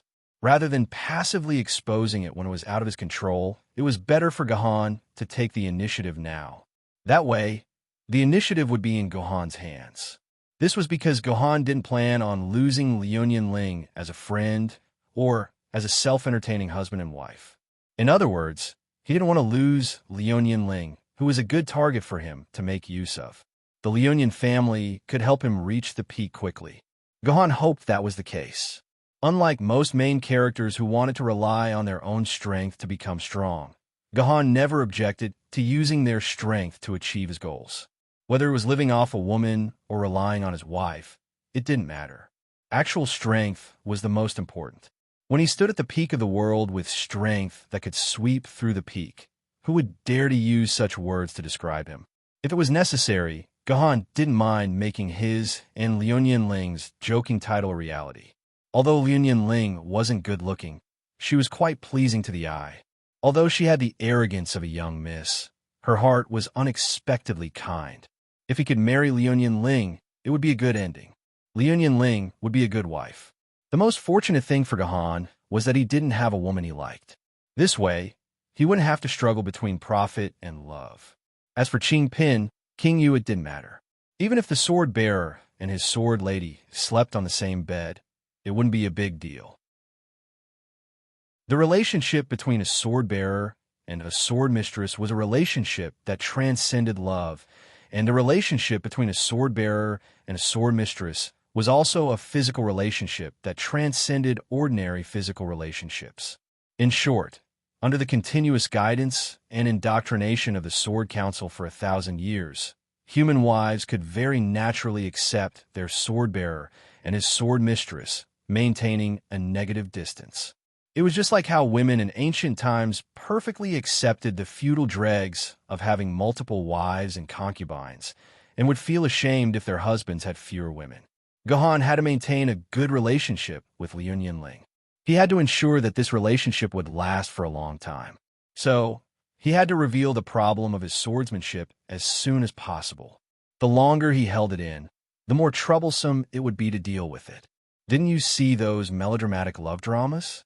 They were all because of a small matter gradually going out of control and finally breaking up. It was all like this. So, Guhan decided to take the initiative to reveal this point. Guhan had plenty of methods to stitch up this small crack. Guhan calmly let go of Qing Pin's sword. When she turned back into the cute Qing Pin, he took out 2 earplugs and stuffed them into Qing Pin's ears.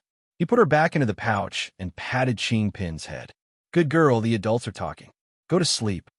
After settling down Qing Pin, Gahan turned around and asked the furious Liu Ling, "Are you excited? Your heart is a mess. Is my position in your heart really that important?"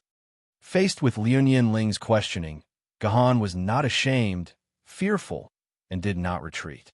Instead, he took a step forward and forced the aggressive Liu Ling to take a step back. In addition to that, he asked the question in Liu Ling's heart. Liu Ling's imposing manner weakened unknowingly. "Then let me ask you, Miss Ao, what was our relationship back then?" Guhan stared into Liu Ling's eyes. "Please think about it seriously. What was our relationship back then?" Liu Ling wanted to say that they were friends, but she swallowed the words when they were at the tip of her tongue.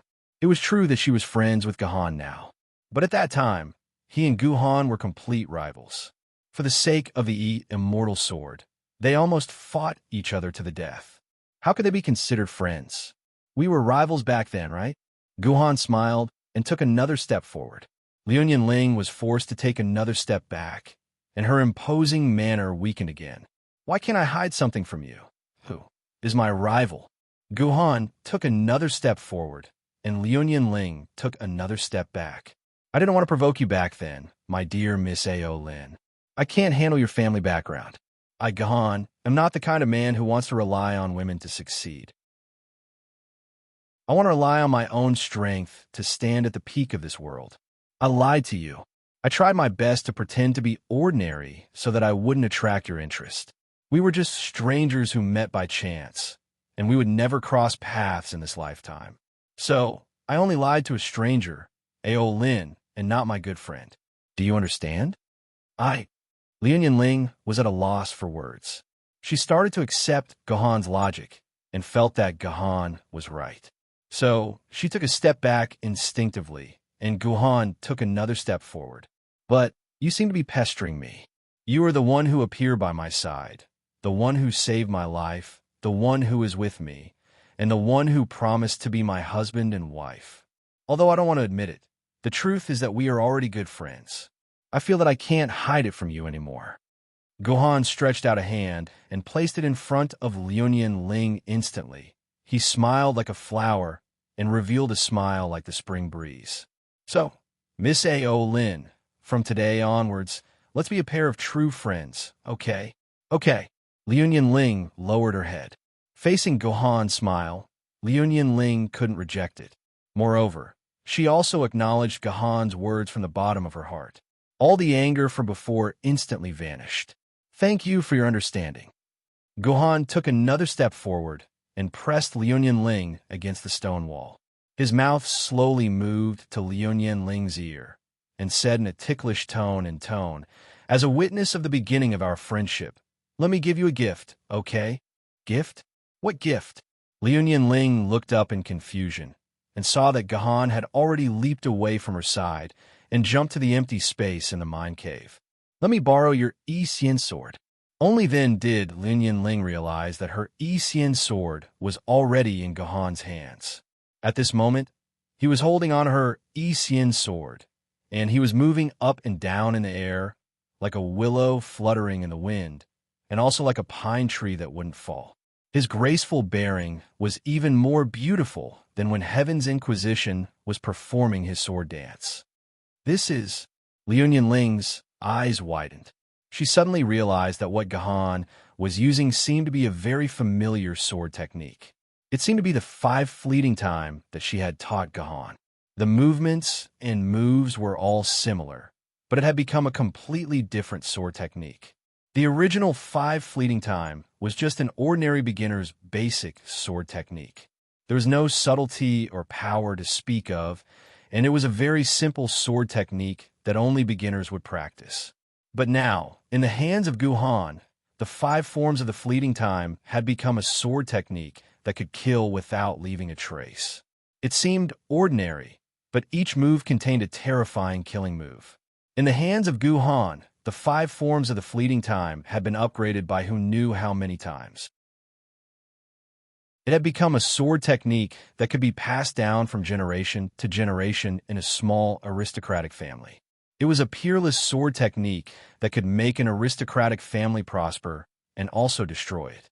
To put it simply, such a sword technique could cause a bloody storm in the Jianghu. Is this really the 5 fleeting time that I taught Gahan? Liu Ling deeply doubted. This sword technique is my gift to you. Do you like it? Can you forgive me now? After demonstrating the sword technique, Gahan passed the Yixian sword back to Liu Ling. Liu Ling recalled the 5 fleeting time that Gahan had just demonstrated. She discovered to her dismay that Liu Ling might be able to improve the 5 fleeting time in various ways, but it was impossible for her to improve it to Gahan's level. Perhaps only her uncles could do it. It's a very good gift. I forgive you. Liu Ling gave Gahan a hard kick. This kick meant that she, Liu Ling, had forgiven Gahan for hiding it from her, and their relationship had taken another step forward. Sour Popsicle, you've changed. I don't even recognize you anymore. Song Hama, who had witnessed the whole process, suddenly sent a message to Gahan. Song Hama could not believe that this person who had flirted with Ao Lin and was so good at flirting with girls was his good brother of 12 years, Sour Popsicle. You should be happy for me, you stinky toad. I've officially put an end to my past since yesterday, Gahan replied to Song Hama. When Song Hama saw this message, he immediately recalled the scene of Guhan's parents' ashes exploding.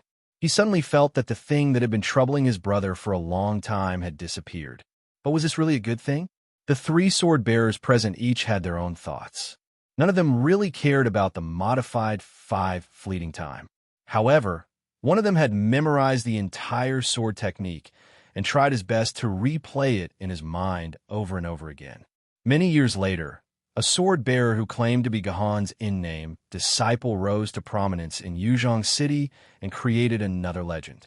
Of course, this was another story altogether. Chapter 243. 3 hours later, Gahan and the other 2 left the Lion Mountain mineral vein with the soldier. The soldier's backpack was filled with ores that he thought might contain dimensional crystals. Although Gahan and the others had nothing on them, their dimensional pockets were filled with ores. Although they were novices compared to the soldier, Gahan's mining efficiency as a swordsman was not comparable to that of an ordinary person like the soldier. Each of their dimensional pockets contained more than 3 times the amount of ores that the soldier had, especially Gahan, who had quietly dug the most. He had almost completely filled a few cubic meters of dimensional pocket. The road back to the camp from the Lion Mountain mineral vein was also relatively dangerous. There was a high chance that they would encounter Yuan Ko, who would suddenly appear. However, it seemed that the Yuan Ko in the mine had accumulated enough luck, so they did not encounter a new Yuan Ko along the way and returned to the camp safely. The next thing they needed to do was to go to the stone crusher in the camp and smash the ores they had dug up to see if there were any dimensional crystals hidden inside. If there were, what kind of dimensional crystals were hidden? The stone crusher sounded relatively low-end. It seemed that it was enough to use a few iron hoes to smash the ores into pieces. But in fact, the stone crusher was a very high-end and valuable machine. There were only 3 stone crushers in the entire Luoting town camp, so they were absolutely rare. This was because ordinary materials could not cause any damage to the ores in the dimensional crystal mine. A hammer made of dimensional alloy containing dimensional crystal powder was needed. At the same time, in order not to damage the dimensional crystals inside while crushing the ores, the stone crusher used a very complicated bit matrix technique. You don't need to know what this technique is. Anyway, it's very awesome and expensive. The official price of a stone crusher was as high as 160 million renminbi, and one needed an additional 160,000 hero coins to buy it. If one was not a powerful force, they would not be able to afford this gold-swallowing behemoth. The stone crushers in the Luoting camp belonged to 3 different forces, namely the Yuzhong Sword Sect, the Hung Mountain Sword Sect, and the Council. The soldier who was familiar with the Luoting camp explained to Gahan. Are there any differences between these 3 forces? Gahan asked. Of course there's a difference. The soldier said, in terms of quality, the official machine is the best and has the fewest people in the queue. It has 5 workstations and can crush 5 pieces of ore at the same time. It is also the only stone crusher that can crush princes. The Hung Mountain Sword Sex machine is ranked second. It has 3 workstations and can crush dukes. The Hung Mountain Sword Sect has the second most people in the queue. The worst quality machine is the one from the Yuzhong Sword Sect. They also have 3 workstations, but they can only crush earls. However, they have the most people in the queue. Wait, I'm a little confused. Since the official machine is so good, and it's the only stone crusher that can crush Imperial Zergs, why are the people queuing up the least? Song Hama scratched his head. Also, what do you mean by Emperor, Prince, and Duke? Then let me explain them to you one by one. The soldier organized his words. Species refers to the level of sword element in the dimensional crystal. It's named after the ranks of nobility in ancient times. The worst is the Baron type, which is the dimensional crystal that contains sword element between 10 to 100 quarks. It's also the most produced crystal. Just Miling Mountain alone has millions of Baron types dug out every year. Next is the Viscount type. The production is about hundreds of thousands, and the content is between 100 to 1,000 quarks. Then is the Earl type. Starting from the Earl type, the production can't be described as tens of thousands. It can only be calculated as thousands. The Earl type's production is no more than 8,000 a year, and the sword element content is between 1,000 to 10,000 quarks. After that, there are 10,000 to 100,000 marquises, 100,000 to 1 million dukes, 1 million to 10 million dukes, 10 million to 10 million dukes, 10 to 100 million princes, and 100 to 1 billion imperial zergs. The soldier's words were getting more and more unbelievable. The prince type actually had a sword element content of 100 to 1 billion. This was equivalent to the sword element in 10 Jindi's body. Is there really such a terrifying dimensional crystal in the world? Song Hama asked in disbelief. Well, I don't know about the Imperial Zergs and Prince types, but I've seen the Dukes with my own eyes. It was last autumn. An ordinary human dug it out of the Yuzhong Sword Sex mine. When the stone crusher broke open the outer layer of the mine, the dazzling light could illuminate the entire Miling Mountain. Even the sun's light was covered by it. Later, he sold the Dukes to the Yuzhong Sword Sect on the spot for 80 million renminbi. Later, I heard that the Yuzhong Sword Sect sold the Dukes to the Great Confucian family. The price was 10 times higher, and they sold it for 800 million. When he said this, the soldier's expression was full of envy. The person who dug it out went back and bought a citizenship spot.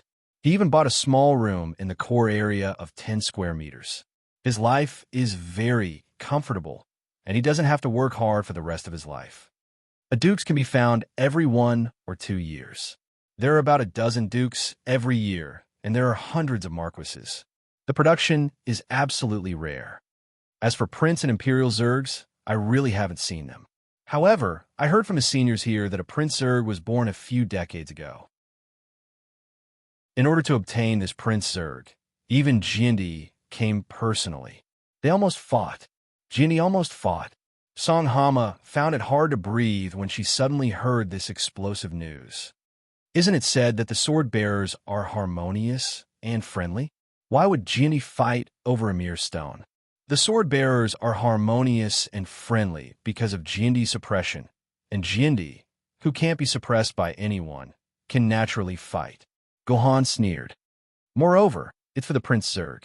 Jindi naturally won't let go of a super crystal that can increase his combat power by several times. The Prince Zerg can increase Jindi's combat power? Sour Popsicle, who did you hear this from? Song Hama was shocked again. Anyway, Song Hama was used to being shocked. The Prince Zerg dimensional crystal can be embedded into the Sword Maiden's body. The sword essence in the crystal is so pure that it can be used directly.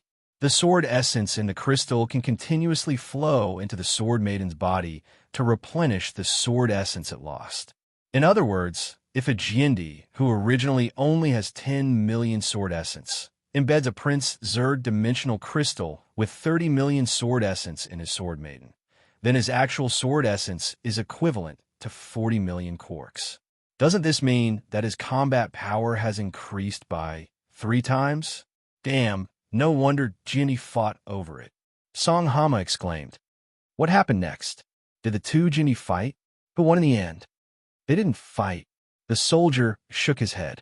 I heard from the elders that some big shot passed in order to stop the two genii from fighting. Each of them had to take turns to use it for a year. Only then did they settle the dispute. TSK. A big shot that can make genii listen to him? Does such a big shot exist in this world? Liu Yinling's face twitched unnaturally when she heard Song Hama's teasing. This big shot was none other than her grandfather. As the leader of the Linian family, he had the right to mediate the fight between the two genii. What about the Imperial Zerg?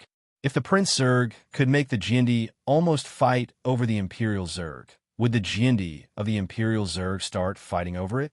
Song Hama asked again. I don't know about that. I've never heard of the Imperial Zerg. It seems like there hasn't been any Imperial Zerg born on Mount Meiling in the past 100 years. The soldier spread his hands. It's not the past 100 years. It's the past 400 years. Gohan added, it's not just Mount Meiling, but the entire Earth. In the past 400 years, there hasn't been a single Imperial Zerg dimensional crystal born on Earth.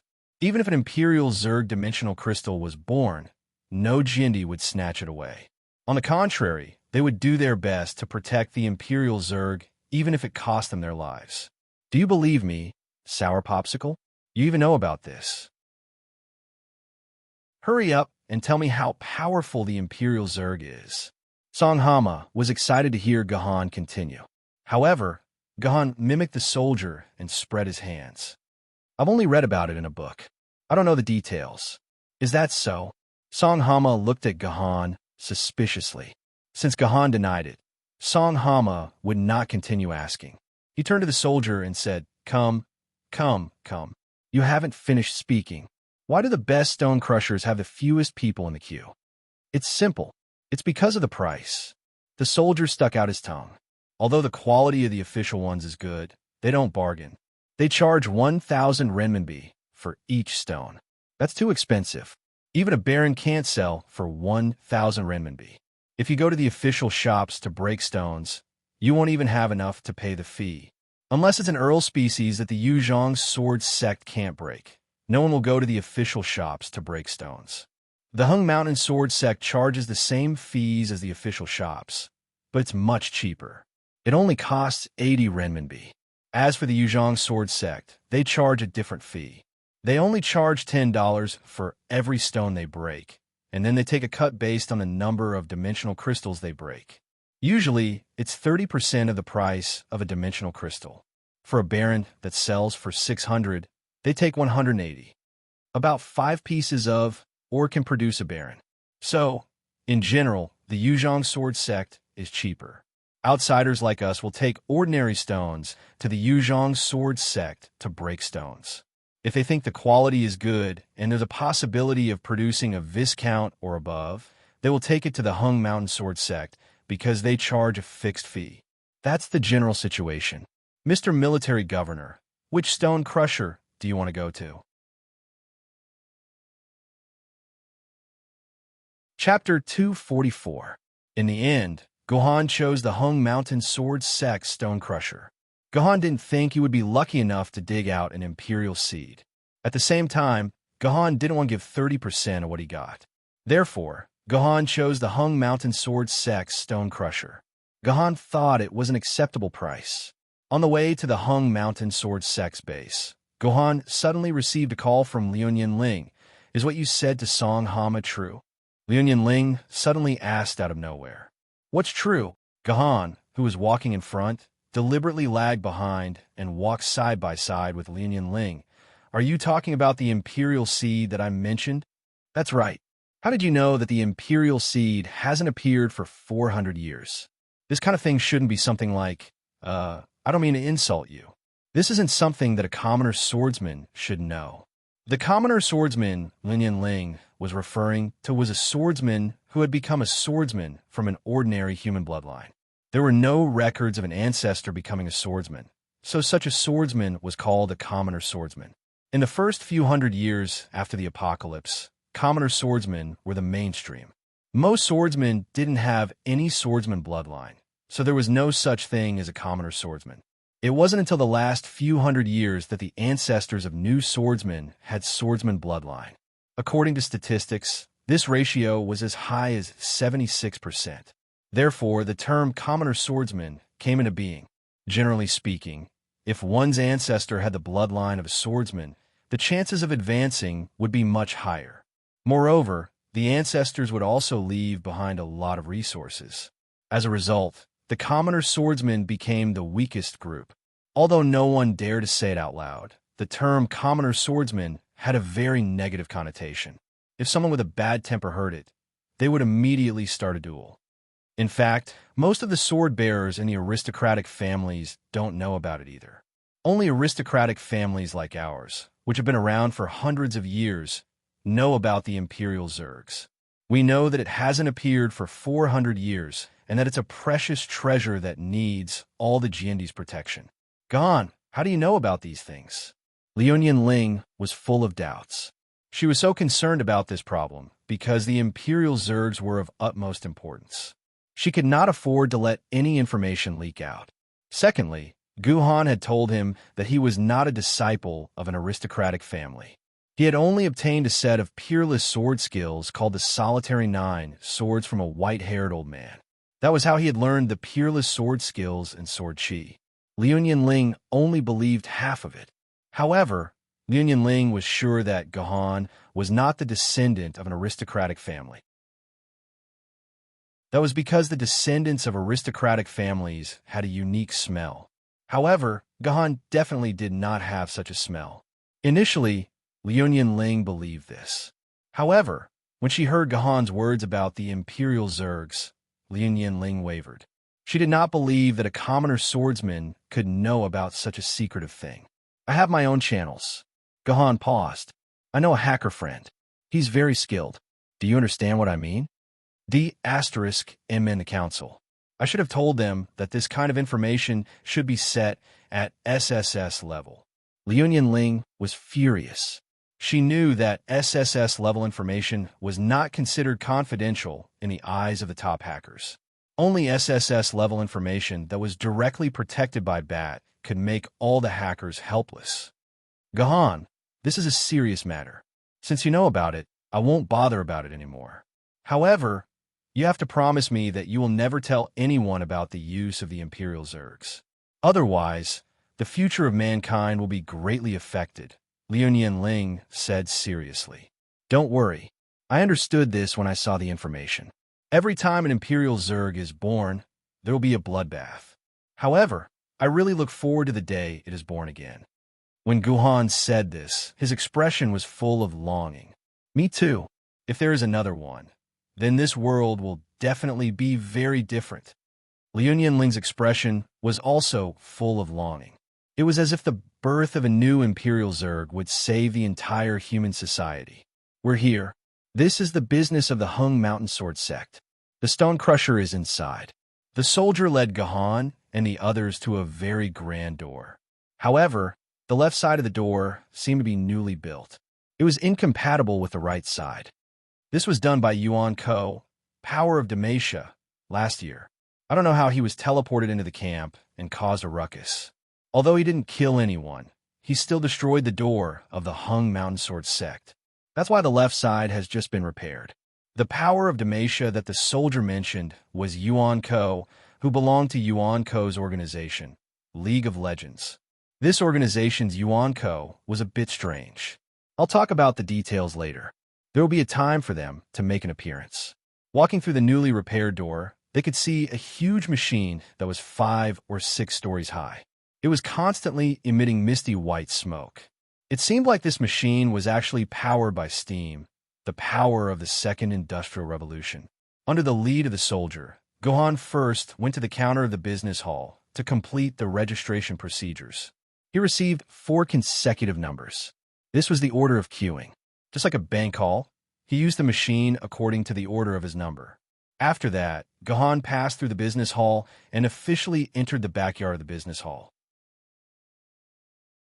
He saw the huge machine that looked like a giant steel beast. It was indeed a machine that was powered by steam. There were 3 workbenches and hundreds of steam hammers constantly moving up and down, working diligently. Gahan was in luck. There weren't too many people in front of the 3 workbenches. After about 10 minutes, it would be his turn to start breaking stones. Hey, Sour Popsicle, look at those 4 people. Aren't they from our class? Suddenly, Song Hama pointed at the 4 young people standing side by side in front of workbench number 3. Gahan took a glance and compared it with his own memory. He confirmed Song Hama's words. That's right, they're from our class. Then let's go say hello. We can also see how their harvest is. After saying that, Song Hama did not wait for Gahan's consent and directly went up to greet the 4 students. Gahan shook his head helplessly and led Liu Ling and the soldier forward. Upon seeing Gahan and Liu Ling, Chun Chang Sheng immediately went up to greet them enthusiastically. Hello, students Gahan and Liu Ling. I didn't expect to see you here. What a coincidence. In class 22694, Gahan and Liu Ling were more or less famous. Basically, everyone in the class knew them. One of them used a jaw-dropping movement technique to evade the demon beast's fatal attack, and even successfully defeated a soul-level demon beast.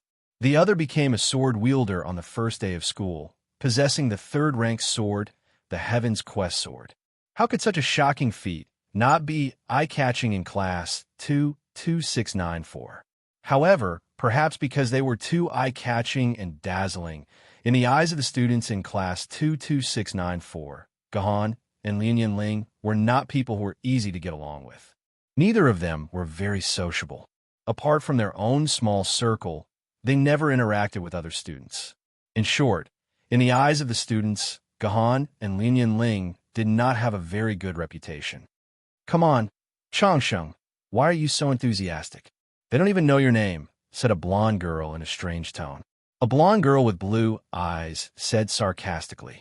From her appearance, she seemed to be one of the rare Westerners in Yuzhong City. This student was probably the one who was especially dissatisfied with Gahan and Liu Ling. The two were already so strong, yet they shamelessly teamed up as a couple.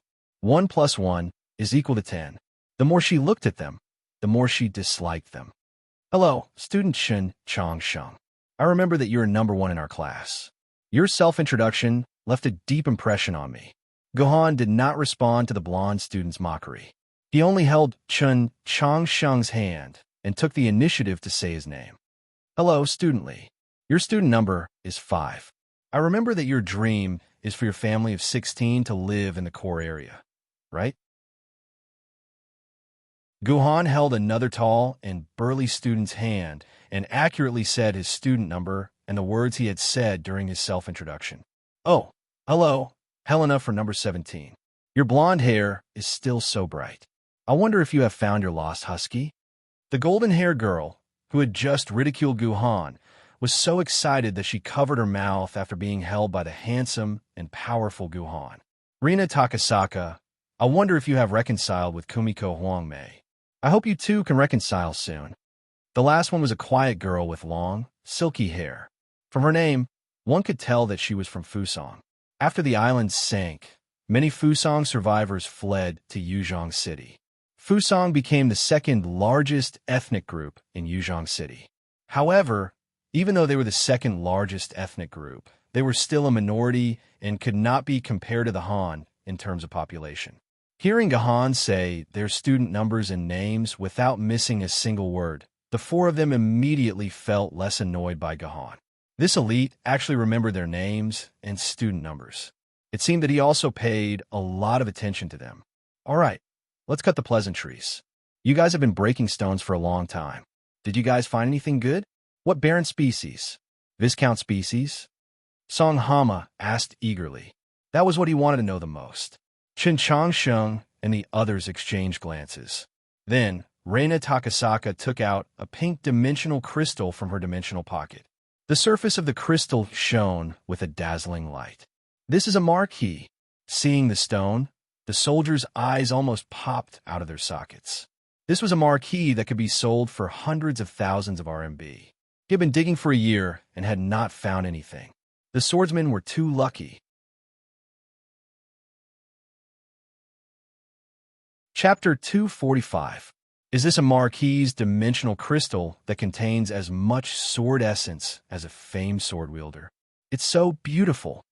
Little Soldier looked at the egg-sized Marquise dimensional crystal in front of him. He was dazzled. The purple-red light represented hundreds of thousands of RMB, which was equivalent to all the money he had earned working in the mine for more than a year. Compared to the soldier's obsession, Gohan and the others were calm. Gohan was like this. Even if it was a Marquise, Gohan would not be excited. Liu Ling had seen too many Marquises. The fleeting family had a few Marquise dimensional crystals, and Liu Ling had a dozen Marquise crystals in her bag. As for Song Hama, the reason he was not excited was strange. He did not like pink. He thought it was too girly. Did you dig this? Gohan asked Rina Takasaka with a smile. Perhaps it was because Gohan was too handsome, but Rina Takasaka was a bit shy. She nodded and did not say anything else. Did you test it? Do you know how much sword essence there is in the crystal? Gohan asked. Baron and Viscount were just a rough estimate. They still needed to go through the testing equipment to find out the exact amount of sword essence in the crystal. I did. This Marquise has around 68,200 quarks, Rina Takasaka explained. The equipment here is not good. The Marquise can only detect a 100-digit number. It cannot detect a 10-digit or a single-digit number. That means this is a mid-tier Marquise. The soldier was even more envious when he heard that. Depending on the actual amount of sword essence in a Marquise, the price of a Marquise could vary greatly. 10,000 sword essence and 99,999,000 sword essence were both Marquises, but the price would not be the same. Uft. Are you jealous? Quick, my precious Rina, show them what you got. Scare them. Helena hugged Rina Takasaka tightly and pestered her, asking her to take out the other ores from her dimensional pocket. Rina Takasaka couldn't stand Helena's stubbornness, so she had no choice but to open her dimensional pocket. Rina Takasaka took out 5 black, glass ball-sized dimensional crystals from her dimensional pocket. The soldier calmly explained that they were barren dimensional crystals. If he was lucky, he would be able to get 5 barren dimensional crystals in one go. Then, Lena pulled out 5 black and purple dimensional crystals, each about the size of a longan. The soldier was starting to lose his cool. These were Viscount dimensional crystals, and the soldier had dug up over 200 of them. He had only managed to find 4 Viscount crystals, and that was the best he had ever done. After that, Rina Takasaka took out 3 purple, ping-pong ball-sized dimensional crystals. They were Earl crystals. The soldier fell to the ground when he saw that. Life was so sad. He wanted to get drunk. I didn't expect you to be an expert in mining, Lady Lena. You've mined thousands of ores in one go. It's really amazing, the soldier said sourly. In his opinion, it would take at least thousands of ores to break into such a panic-inducing and unbelievable high-quality dimensional crystal mine. No, my body is weak, and I'm too weak. I couldn't dig more than 40 pieces of ore. The council took away half of them, so I only managed to dig about 20 pieces. Am I too useless? Reina Takasaka said faintly. Indeed, a weak aura swept toward him. 20. The soldier rolled his eyes and fell to the ground before he could catch his breath. The Africans were kneeling before the Europeans. Lena's action of taking out more than a dozen valuable dimensional crystals deeply attracted the gazes of the surrounding people. Most of them were bored people who had just finished breaking stones but didn't plan to leave. Instead, they stayed to watch others break stones. There were many people like this. Sometimes, watching others gamble was more fun than gambling themselves. There were also some professional buyers of dimensional crystals. They stayed near the stone crusher all day. Once someone crushed an Earl dimensional crystal or above, they would swarm over and use all sorts of sweet words to buy the dimensional crystals. Back at Broken Rock, Lena had already rejected 5 or 6 buyers who wanted to purchase her Marquise and Earl breeds. Most of the people in Lena's group had already finished breaking rocks, leaving only Chun Chongsheng who hadn't. He walked up to the stone-crushing machine, took out a fist-sized ore, placed it on the workbench, then used his personal terminal to touch the machine scanner, establishing a contract with the stone-crushing machine. For every rock that was broken, the stone-crushing machine would deduct 80 renminbi from Chun Changsheng's personal terminal. The Hung Mountain Sword Sex Crusher was the most traditional steam-powered crusher. On each workbench, there were hundreds of large hammers of different sizes made of dimensional crystal powder. The hammers were made of dimensional alloys that contained more than 80% dimensional crystal powder. Its working principle was roughly like this. First, a hammerhead with a striking surface that was about the same size as the cross-section of the ore was used to smash it with an appropriate amount of force, causing cracks to appear on the entire outer layer of the ore. Then, dozens of small hammerheads would be used to hammer the entire ore at a high frequency with even strength. In just a few seconds, the outer structure of the ore would be completely broken like an eggshell, revealing the dimensional crystal inside. That was, of course, if there really was a dimensional crystal inside. After Chun Changsheng's first dimensional crystal was hit, the surface of the stone turned into powder and fell off. In the end, there was no other color. It was an empty ore. Chun Changsheng shook his head. He wasn't too angry. It was good enough that 1 out of 20 had a dimensional crystal. It wasn't a big deal. But after that, Chun Changsheng lost his composure. He had shattered over 50 ores in a row, but all of them were empty. This was a world of difference from Rina Takasaka, who had obtained 14 dimensional crystal ores from 20 ores. It wasn't until around the 60th piece that Chun Changsheng obtained a baron, but that seemed to be Chun Changsheng's limit. When the 121st piece, which was the last piece of ore, was broken, Chun Changsheng could only helplessly accept the fact that he had only obtained 1 baron today. This baron was worth at most 1,000 RMB, but Chun Changsheng had spent tens of thousands of RMB on the cost of breaking it. It was a huge loss. Ha! Captain, I didn't expect you'd be more unlucky than me. Ha ha! Helena couldn't help but laugh when she saw Chun Changsheng's result. She had the worst luck out of the 3. Out of more than 100 ores, she only got 2 barons. She thought she was going to be the last one. She didn't expect Chun Changsheng to be worse off than her. This made Helena excited. Helena, don't make fun of Captain. Captain, hurry up and check the content of the barons. Rina Takasaka pressed Helena's chattering mouth and comforted Chun Changsheng. And all right, Chun Changsheng was very touched. He looked at Rina Takasaka, and there was something special in his eyes. It was the kind of possessive look a man had for a woman.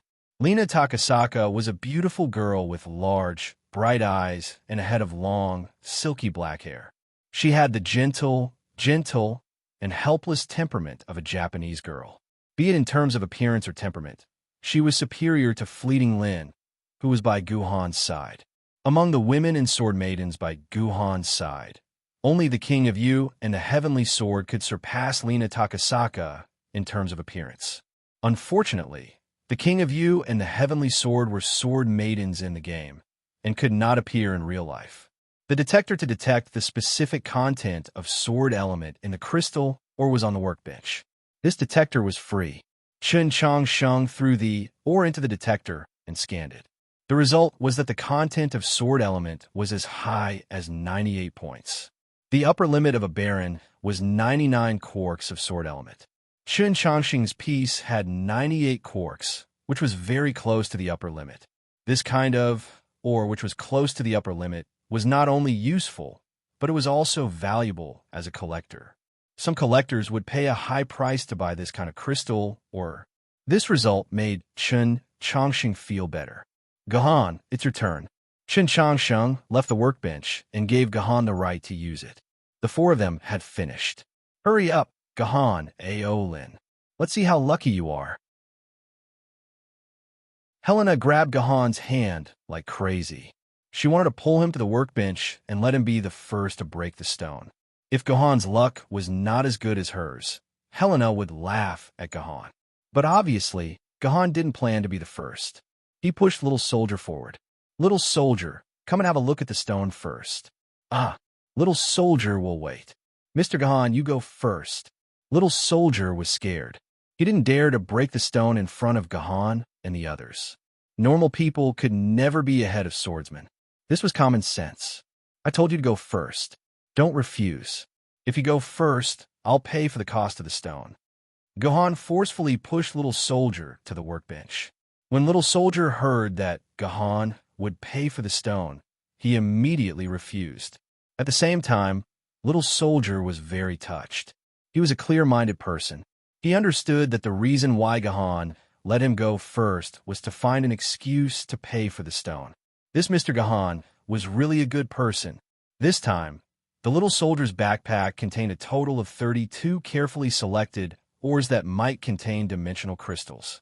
Sure enough, when the Little Soldier finished crushing the first stone, a black crystal ore appeared on the workbench, flashing with a faint light. He threw it into the detector and scanned it. The sword element content was 42 quarks, which could be sold for a few hundred yuan. Today's luck is really good. The first stone is already outstanding. Little Soldier said excitedly. But there was more excitement to come. The 32 stones were broken one by one. There were actually 6 stones that were outstanding. 2 of them were viscounts. Little Soldier hid the 6 dimensional crystals in his arms, as if they were treasures. These dimensional crystals could be sold for tens of thousands of dollars. He was one step closer to saving his father and brother.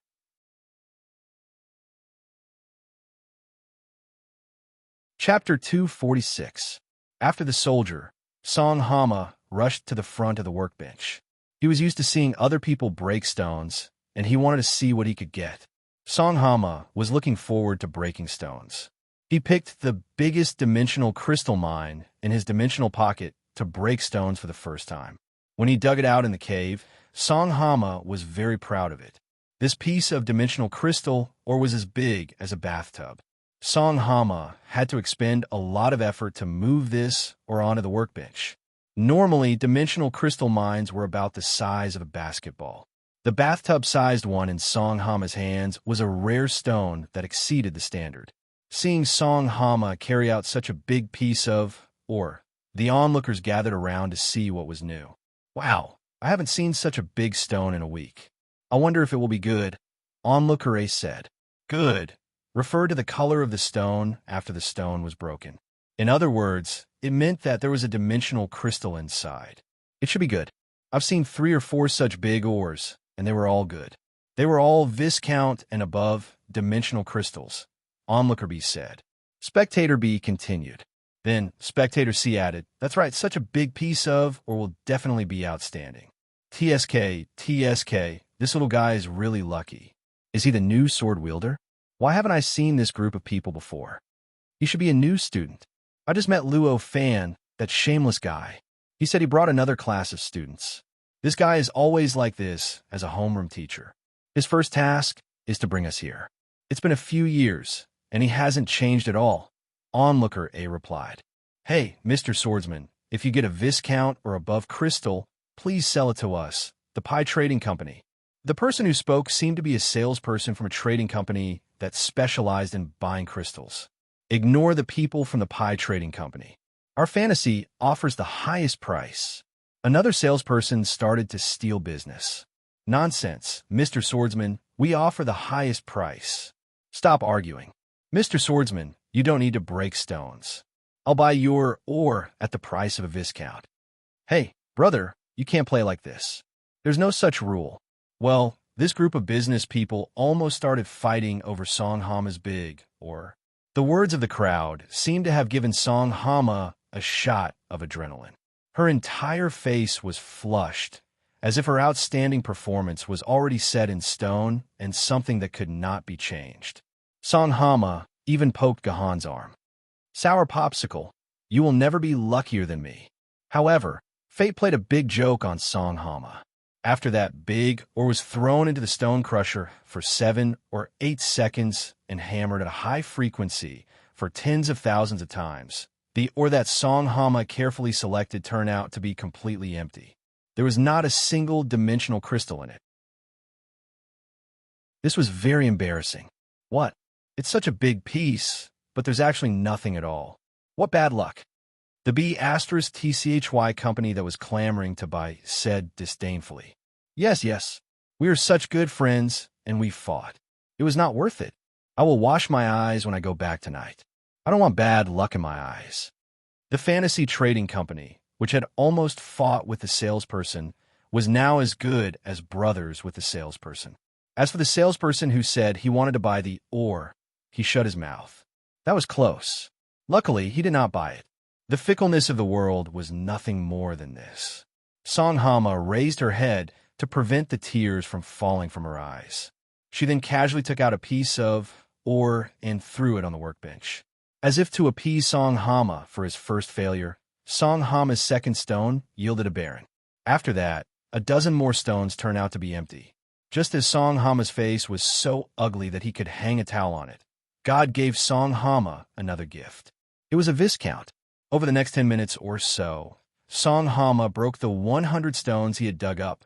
Only 7 of them were good. In total, he had obtained 5 barren stones and 2 viscount stones. That meant he had 1 more barren stone than Little Soldier. But Little Soldier had only opened 32 stones, and Song Hama had opened 100. That meant the difference was 3 times greater than Little Soldier's. Thinking of this, Song Hama pulled a long face. He rummaged through his dimensional pocket and found that there was only 1 ore left, and it was very small. He could hold it with one hand, and it was only slightly bigger than an egg. It was almost the smallest ore Song Hama had, which was why it was in the innermost part of his dimensional pocket. This is such a small stone. I can only get 1 more barren. Song Hama did not have any expectations for the ore. However, when he placed the stone on the workbench, the dozens of hammers of the stone crusher only hammered on the surface of the ore less than 100 times. In less than 0.3 seconds, the stone crusher automatically stopped working and the hammers were retracted. What is going on? Is there something wrong with the stone crusher? Song Hama felt strange. Suddenly, a cool breeze blew past, blowing away the thin layer of dust on the stone. A purple and red light shot out from the dust, dazzling everyone's eyes. Oh my God, this is a marquise. Everyone was shocked when they saw this. Were their eyes playing tricks on them? The newcomer had opened a marquise. Ha ha, ha ha ha. Song Hama laughed like an idiot. He grabbed the marquise off the workbench and threw it into the detector. It was a high-class marquise with 78,200 quarks of sword elements. Song Hama kissed the ore, and he didn't mind the lime on the dimensional crystal. Wow, Song Hama, congratulations. You were so lucky. Chen Changxing ran up and punched Song Hama. Then, the other students went up to congratulate him. Mister, are you willing to sell your marquise? You should consider Bitch Company. Our price is fair, and we do not cheat anyone. We do not default on our contracts. Mister, don't listen to him. Our fantasy company is suffering because of Bitch Company. Sell it to us. We do not grow leeks. A few of the salespeople who had been mocking Song Hama ran up to him. They waved their gadgets, saying they could buy the marquise any time they wanted. Everyone else was either congratulating Song Hama or offering to buy the marquise. Only Gohan remained where he was. What is it? Are you jealous of your friend? Are you jealous that he opened a marquise? Lin Yanling bumped Gohan on the shoulder and asked. Gohan shook his head. There is no need for such formalities between me and Toad. Tisk tisk. Fleeting Time did not know what else to say.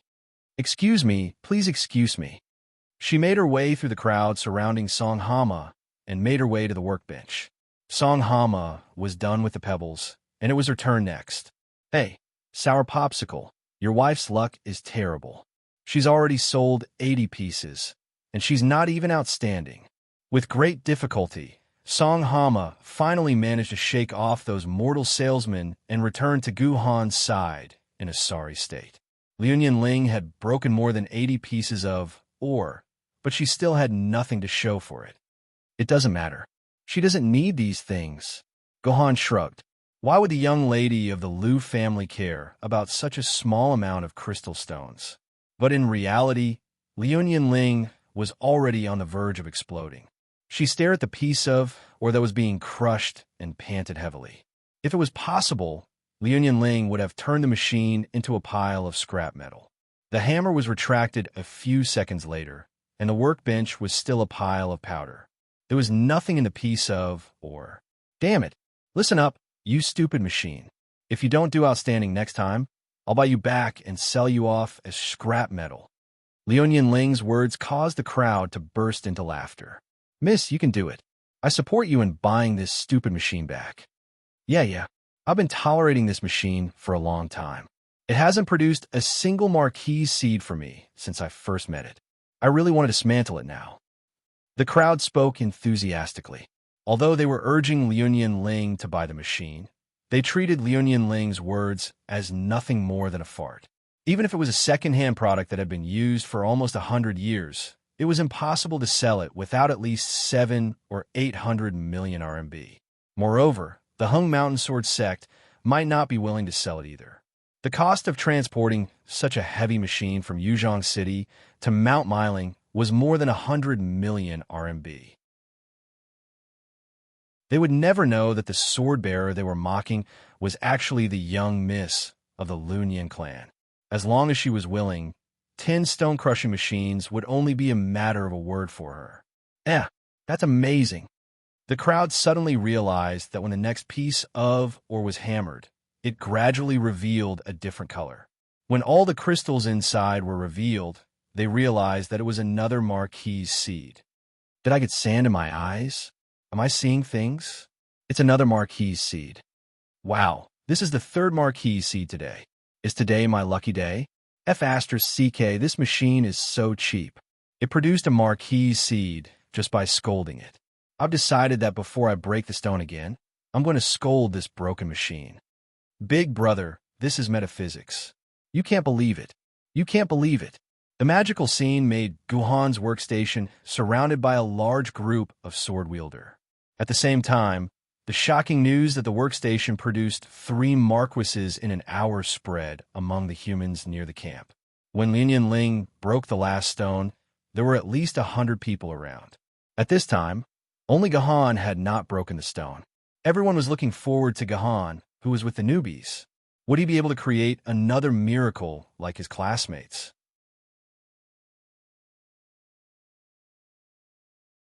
Chapter 247.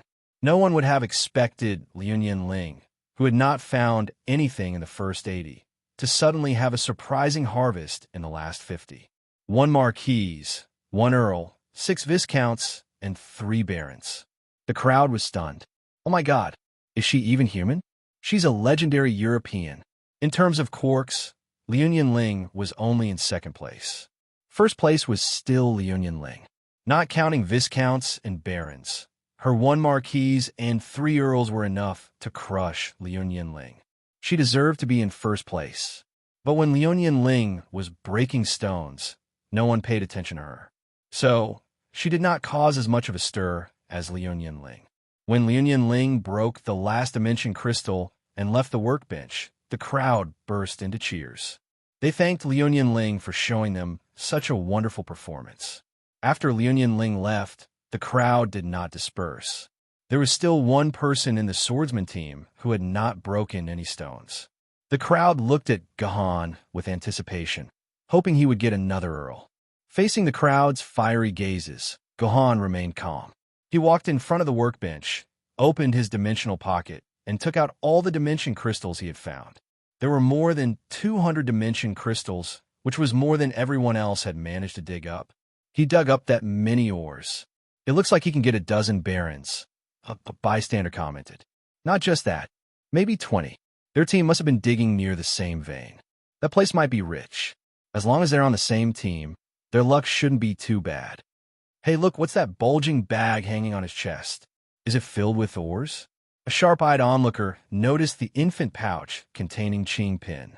At this time, Qing Pin was still lying in the infant pouch and sleeping soundly, turning a deaf ear to the noise outside. Amidst everyone's anticipation, Guhan threw the first ore onto the workbench. Very quickly, the stone crusher gave the result. It was an empty ore with no dimensional crystal inside. However, this didn't matter. This was a normal phenomenon. It would be abnormal if the first ore was outstanding. The surrounding crowd was still filled with anticipation. 10 pieces of ore had been shattered, but they were still empty. Not a single dimensional crystal had appeared. There was nothing much to say, and this was a normal phenomenon. The spectators were still very calm. 30 pieces of or were broken, but it was still empty. There was a slight commotion in the crowd, but it was only a slight commotion. 80 pieces of or had been shattered, but it was still empty. The crowd began to have doubts, but some people were very sure that it was a good thing that all 80 pieces were empty. That way, they could perfectly replicate what had happened when Liu Ling had broken the stone. 120 pieces of or had been shattered, and the crowd began to disperse. Some people still had hope, though. They thought Gohan could create a miracle. 200 pieces of or had been shattered, and the crowd of 300 people had mostly dispersed. Only 20 people were still around Gohan. They weren't there to encourage Gohan, though. They were there to watch Gohan make a fool of himself. This was the culture of this place. If you were lucky enough to get a good item, everyone would flatter you. If you were unlucky enough to get 200 pieces of or, everyone would mock you. But this kind of mockery and flattery didn't have any subjective feelings. It was just that the people who worked there were bored, and they needed this sort of entertainment to adjust their physical and mental health. Almost everyone there had mocked others before, and they had been mocked by others before. They were used to it. When Gohan put the last piece of dimensional crystal into the workbench, the result was so tragic that there was nothing to say. Gohan was a salted fish that day. 200 pieces of or had been shattered, but not a single dimensional crystal had appeared. Not even a baron had appeared. It was hard to believe. Gohan, Liu Ling, and Song Hama had all been mining in the same cave. Song Hama and Liu Ling had gotten a lot, but Gohan hadn't found a single crystal. It was too unscientific. It was beyond common sense, and it was metaphysical. Although he had encountered the tragedy of 200 ores not being outstanding, Gohan's expression did not change, and there was no sign of sadness on his face. This made the onlookers who were prepared to mock Gohan feel surprised and impressed. In the past, they had seen 400 or even 500 unlucky fellows who had failed to find the right one. Those unlucky fellows who encountered such a situation would usually be filled with sadness, despair, anger, mania, and other emotions. Many of these people were so angry that they simply left Miling Mountain and never came back to mine again. But people like Gohan, who was not arrogant, humble, angry, and did not cry or make a fuss, were rare. This guy's future is going to be great. Some of the older and more experienced people sighed. He was able to stay calm in the face of such a situation. If someone like that didn't succeed, how could anyone else succeed? However, admiration was admiration, and there were still times to mock. It was rare to encounter such a big entertainment. So the rest of the onlookers began to use their imagination to mock Gohan in various ways. They admired these people. How did they come up with so many non-repetitive taunts? They didn't use a single dirty word, and they didn't sound like they were insulting him at all. For the sake of a harmonious society, we won't describe how the bored crowd ridiculed him. It was too hurtful. While the crowd was happily mocking him, they suddenly saw the bag in front of Gohan's chest shake, as if there was a living thing inside. A cute little girl popped her head out of the bag, giving people the feeling that there was a baby kangaroo in a mother kangaroo's pocket. Wait, there really was a living thing inside. Gohan, what's wrong with you? I feel like your heart is in a mess. It's so messed up that Pin can't sleep. Pin rubbed her eyes with her little hands. Pin, who was in a deep sleep, could ignore all kinds of noise in the external environment, but she couldn't ignore the restlessness in Gohan's heart. This was because the Sword Maiden's heart was connected to the sword wielder's heart through the sword mark. The strong psychological changes of either of them would reflect and affect the other person. In fact, looking at it this way, Gohan wasn't as calm and collected as he said on the surface. In fact, he was also very anxious and irritated in his heart. It was just that Gohan was better at hiding his emotions. If it was said that a person who could remain calm in the face of an angry situation was easy to succeed, then a person who was already angry but pretended not to be angry at all and forced himself to calm down was even easier to succeed. It's not a big deal. My luck isn't very good. Pin, go back to sleep. I'll take you to eat frog meat later. Gohan touched Chingpin's little head and said lovingly, "No, Gohan's heart is still messed up. If you do that, Chingpin won't be able to sleep." Chingpin turned his head and looked around. When he saw the huge stone crusher, he asked excitedly, "Gohan, what is this thing? It's so big." "This is a stone crusher. It's used to crush the ores that we dug just now to see if there are any treasures inside." Gohan explained concisely. "Crushed stone? Is it this kind of stone?" Chingpin's eyes lit up. Then he rummaged in the infant breeding bag and actually took out a dimensional ore egg. Where did this Chingpin get a dimensional ore? Also, it was very rare for a small infant breeding bag to contain Chingpin's 1.2-meter body. How could there be any space to store a dimensional ore? P.S. Regarding the problem of Chingpin's height, there were two descriptions in the previous article. One was 0.8 meters tall, and the other was 1.4 meters tall. This is the author's fault. When he set up Chingpin, he didn't think about it properly. Later, he forgot that there was this loophole. Now, the author will confirm the final setting for everyone. The lowly form of Chingpin is 1.2 meters tall. Later, Gohan found out that when Gohan was hospitalized after the battle with the demonic beasts, Liu Ling took Chingpin to play. Chingpin actually asked Liu Ling to find someone to make a small dimensional pocket and sew it together with the infant breeding bag. This was equivalent to Chingpin having a small treasury in the infant breeding bag. She really knew how to enjoy herself. "Where did you get the ore?" Gohan asked in surprise. This was dubbed by Chingpin. Chingpin's cheeks puffed up. "Just now, you guys didn't play with Chingpin, so Chingpin could only use Chingpin's sword to dig some stones to play with." After hearing Chingpin's words, Gohan recalled that he was busy mining for the past few hours. It seemed that Chingpin did jump out of the infant breeding bag and then ran back after an hour or so. Gohan didn't notice where she disappeared to. It seemed like she went to find a place to mine. Compared to a mining hoe, a sword maiden's body was a treasure sword, so the effect of mining was better. However, almost all sword maidens were very disgusted with using their bodies for anything other than fighting, so most sword wielders wouldn't do it. Only the cute Chingpin didn't care about these details and was very happy alone. "All right, since you're also digging, let me ask you, do you want some gravel? If you don't want mine, then leave." Gohan flicked Chingpin's forehead. I want it." Chingpin jumped up and down in the infant breeding bag.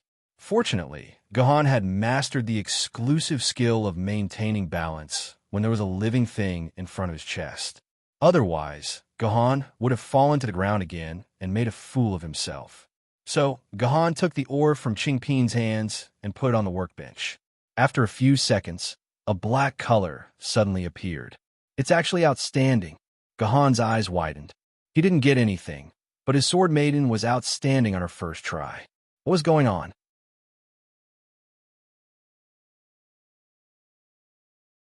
Chapter 248. "Hey, little brother, there's finally one. He didn't get shaved bald." Yes. I didn't expect you to hide one." Ha ha. Seeing that Gohan had finally performed well, the onlookers congratulated him one after another. However, only the onlookers themselves knew how much of the congratulation was sincere and how much was a joke. They did not see Chingpin take out the dimensional or from the baby nursery bag. They thought Gohan had hidden one in his chest pocket. TSK, little brother, you actually hid two pieces. Soon, they saw Gohan take out an ore from his chest pocket and put it on the workbench. Not long after, a black baron was opened. Oh, little brother's luck has finally gotten a little better. When Gohan took out the third ore and opened another baron, the crowd felt that something was wrong. After thinking about it carefully, it was not a big deal. After all, he had opened more than 200 empty ores. It was normal for him to open 3 barren ores in a row. "Hey, do you think there will be more barren ores?" A crowd asked his companion doubtfully. "That's it. Little brother's pocket can only hold 5 or 6 stones at most. Even if he opens 6 barren ores in a row, it will not be enough to cover the gravel fee. 200 empty ores is nearly 20,000 RMB. 6 barren ores is only 5,000 RMB. It is a big loss," the crowd said confidently. As if to confirm the crowd's words, Gohan's next few ores were all excellent, and they were all barren ores. Hey, strange. How did Gohan take out so many ores from his chest pocket? At this time, Helena, who had been chatting with Song Hama, noticed that Gohan had taken out ores from the baby nursery bag. Oh, that's a poor man's little treasury. Song Hama replied casually. Chingpin's little treasury? Helena was shocked to hear this. They knew Chingpin was Gohan's sword lady. The world was getting stranger and stranger. Even a sword lady had a little treasury. There is a dimensional pocket in there. I bought it for Chingpin. Lin Ling interrupted, then patted her head. By the way, I haven't asked Gohan for the dimensional pocket yet. I bought it for millions. Millions?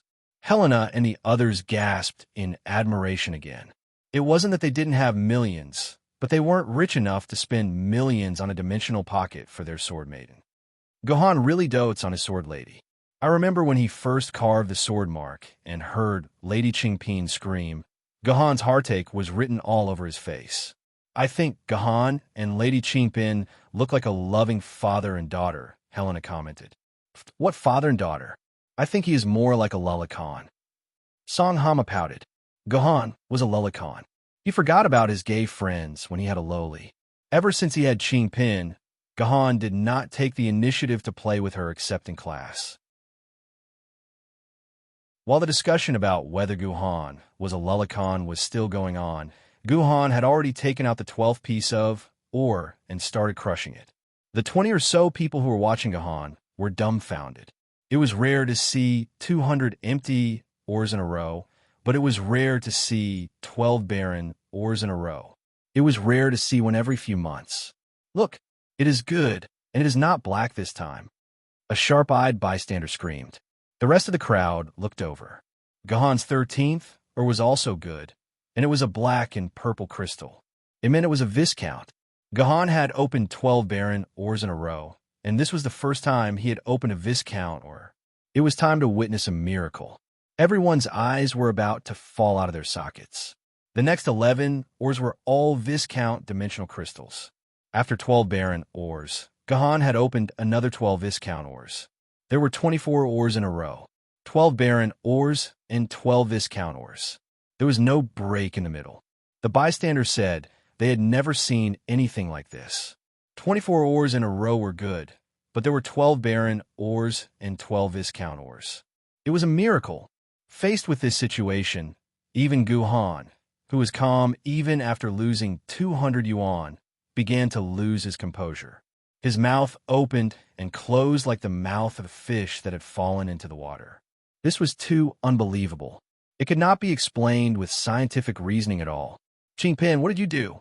Gohan put his hand into his baby bag and pressed on Chingpin's head. He made sure Chingpin was safe inside the baby bag. Oomph. Chingpin just picked the good-looking ones and dug them out. Chingpin was not happy with Gohan hitting his head. He grabbed Gohan's finger and bit it. He was not big, but his bite was strong. It made Gohan's mouth twitch in pain.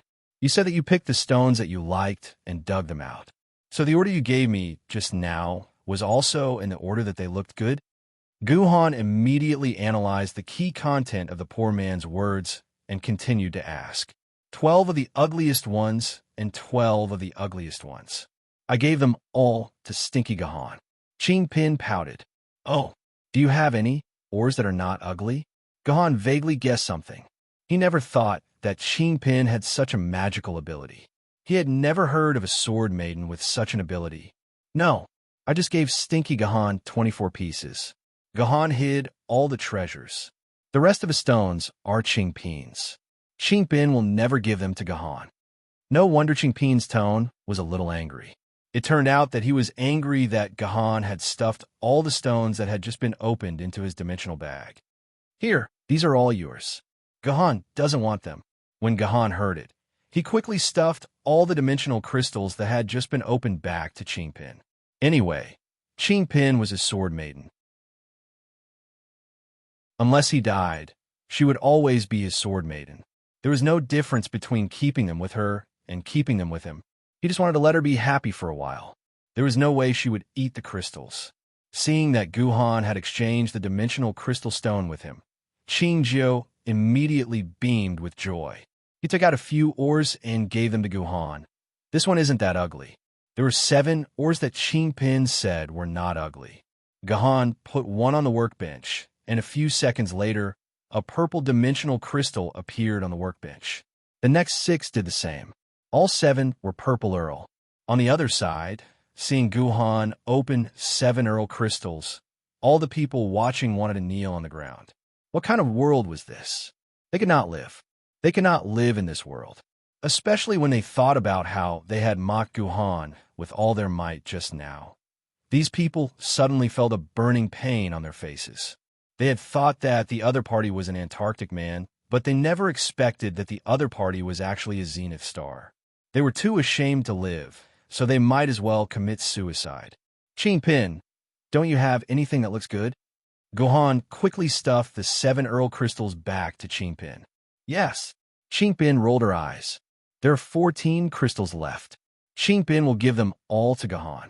Guhan helped Qingpin cut out the orb. This time, Qingpin was very happy to give all the dimensional crystals to Guhan. Wait, but this time, Guhan refused Qingpin. He patted her face and said, "Don't take them out now. We'll come back at night." There were too many people watching. If he found another dimensional crystal mine that was better than an Earl's, even an idiot wouldn't think he was just relying on luck. If that happened, he would be in big trouble. So, he couldn't continue. He had to get out of there. Let's go, let's go. What a great harvest. Guhan looked like he was about to faint. He returned to his classmate and kept smiling. Sour Popsicle, you are good. You are good. Song Hama bumped Guhan's arm. Guhan was still smiling.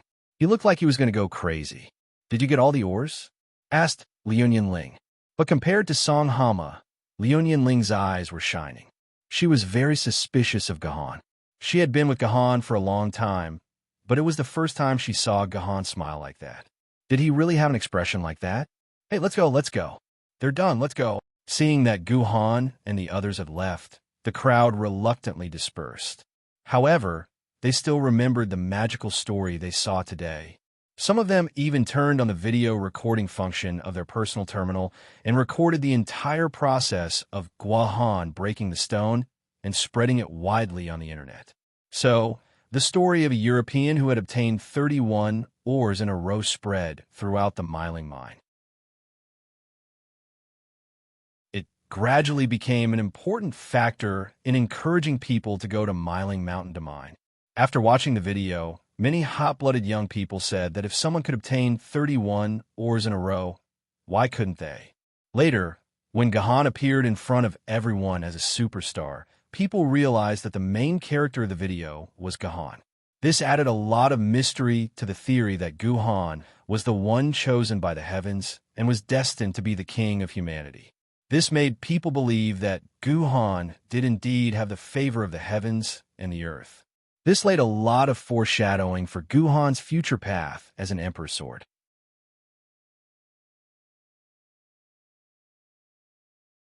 Chapter 249. The core area of Yuzhong City was a high-class place. As far as the eye could see, there were all kinds of unique buildings, parks, forests, and entertainment venues. It was clean and bright, full of the smell of sunshine. It was hard to believe that such a wonderful place would have a shady side. But in fact, everything has a bright side and a dark side. Mingwei Villa. It sounded like a very beautiful name. From the outside, it looked bright and beautiful. It was clean, hygienic, tidy, and quiet. It was a good place to live. But in fact, the real residents of this community had almost all moved. The people living here were all ordinary people with unknown identities who had illegally stayed in the core area through various channels. When Maiden was wearing her maid uniform, she lowered her head and walked silently in the community. Although the neighborhood looked quiet at this time, with only a few pedestrians, when Maiden knew in her heart that there were countless pairs of eyes looking at her from those opaque windows. Once she exposed her beauty, there might be some guys who were obsessed with lust who would do something fatal to her. When Maiden walked quickly, soon she arrived in front of a building labeled 23. She pressed the 7th floor on the access control. 10 seconds later, a lazy female voice was heard. "Are you crazy? Don't you have a key? Can't you come in yourself?" Press the F***king access control. Don't disturb my sleep. Guogwa, it's me. Although the voice from the access control was very vulgar, Maiden still felt inexplicably relieved when she heard this voice. She felt her whole body relax. Mimi, you're here. I was wondering who was so blind as to dare to press on my door. Come in. I haven't seen you for a few days, and I've missed you. With that, the door opened with a bang. Maiden quickly took the elevator to the 7th floor. She knocked a few times on the door on the left. The door opened with a crash. A hand grabbed Maiden's arm and pulled her in. Mimi, you miss me so much. Come on, kiss me. He kissed Maiden's pretty face a dozen times on the spot, and even pinched Maiden's perky buttocks fiercely. Only then did he let go of Maiden, who had a look of embarrassment on her face. Although Maiden's face was filled with helplessness, she did not resist at all. It was obvious that she was very familiar with this Guogwa's routine. She knew that resistance was useless, so it was better to go along with her and let her take advantage of her. This person was called Guogwa. Her figure was not inferior to Maiden's. She had a pair of opie that were so full that they were about to burst out of her bag. Unexpectedly, they were a cup larger than Maiden's. It should be known that Maiden's opie was a super large size that exceeded an F cup. This person was a cup larger than Maiden. Didn't that mean that she had reached the height of a G cup? What was even more shocking was that Guogwa's attire was very bold and unrestrained. It was so bold and unrestrained that it was almost alarming. His upper body was wrapped in a piece of cloth that wasn't too wide. On his lower body was a pair of panties that could barely cover his triangular region. If one looked closely, they would be able to see a few glossy black hairs floating around the edge of the panties. Apart from that, Guogwa's body was not covered at all. Her hair was messy and draped over her face. Her skin was snow white, and it made people want to touch it.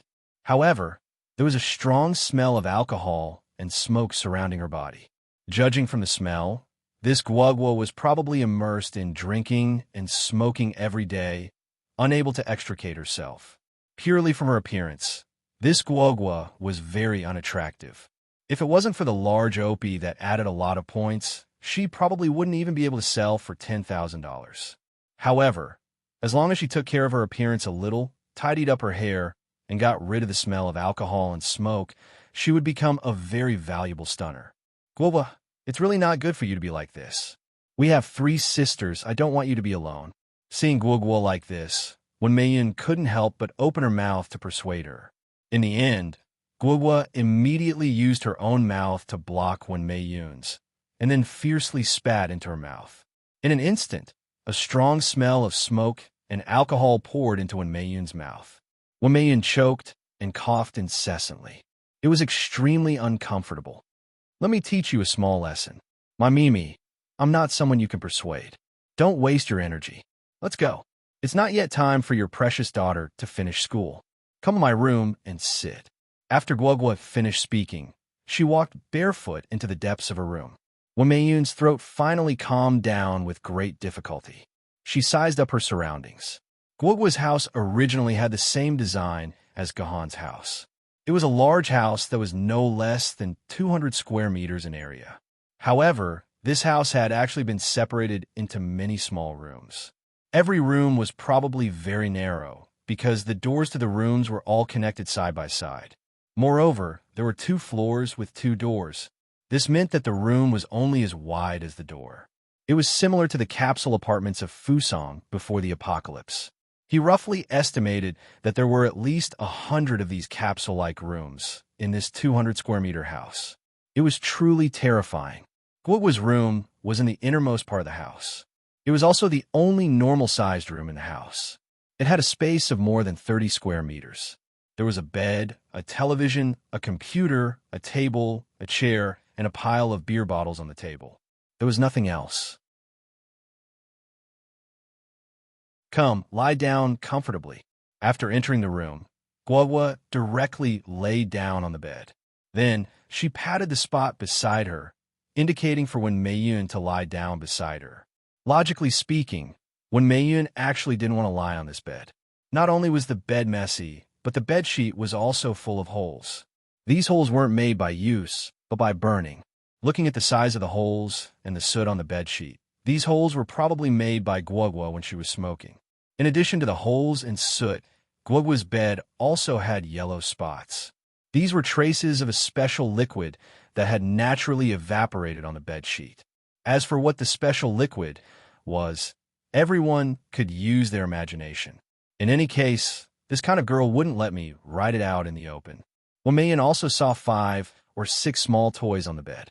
There was an electric motor vibrator, a rubber artificial cucumber, and an electric rubber automatic artificial cucumber. In short, they were all toys loved by dissatisfied women. It seemed that Miss Guogua was living like a fairy. Guogua, is this how you live your life? Listen to me. If you continue like this, you'll be ruined.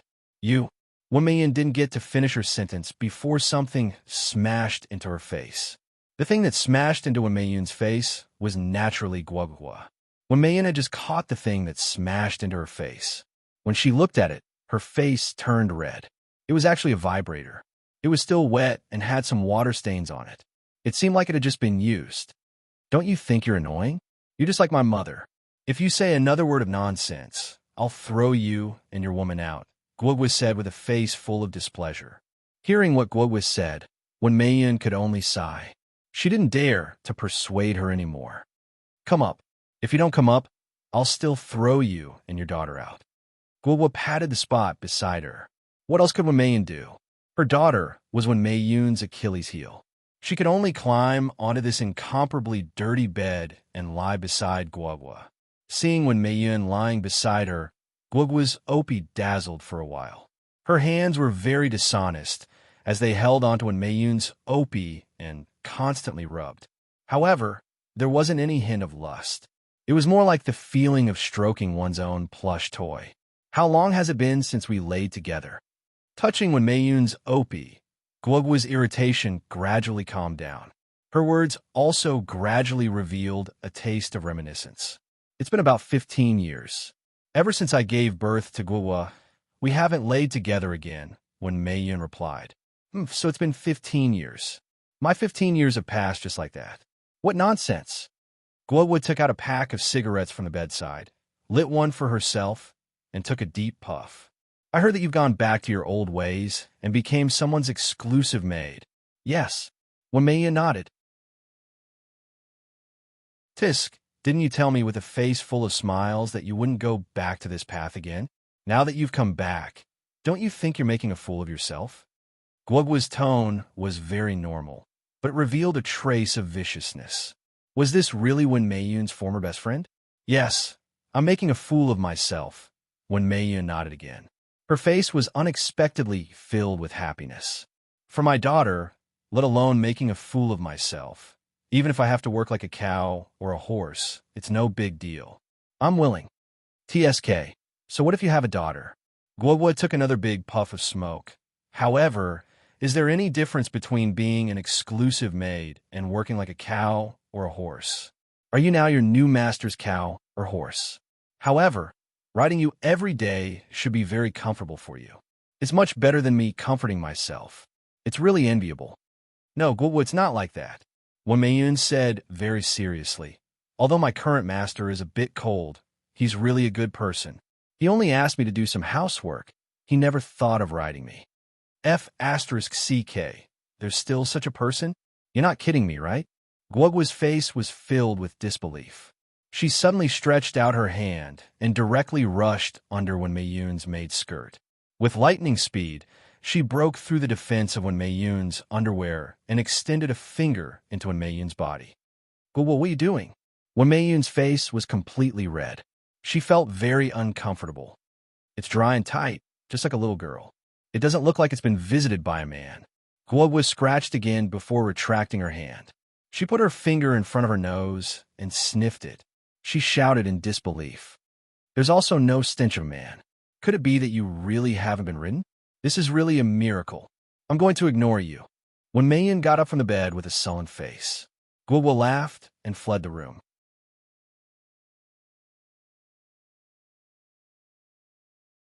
Chapter 250. Xiaoya, the girl who had once glared at Gahan, returned to Guagua's house with a gloomy face. She found her own capsule room 087 and took out the key from her pocket. Just as she inserted the key into the keyhole, the door opened. The door isn't locked. Xiaoyu was shocked.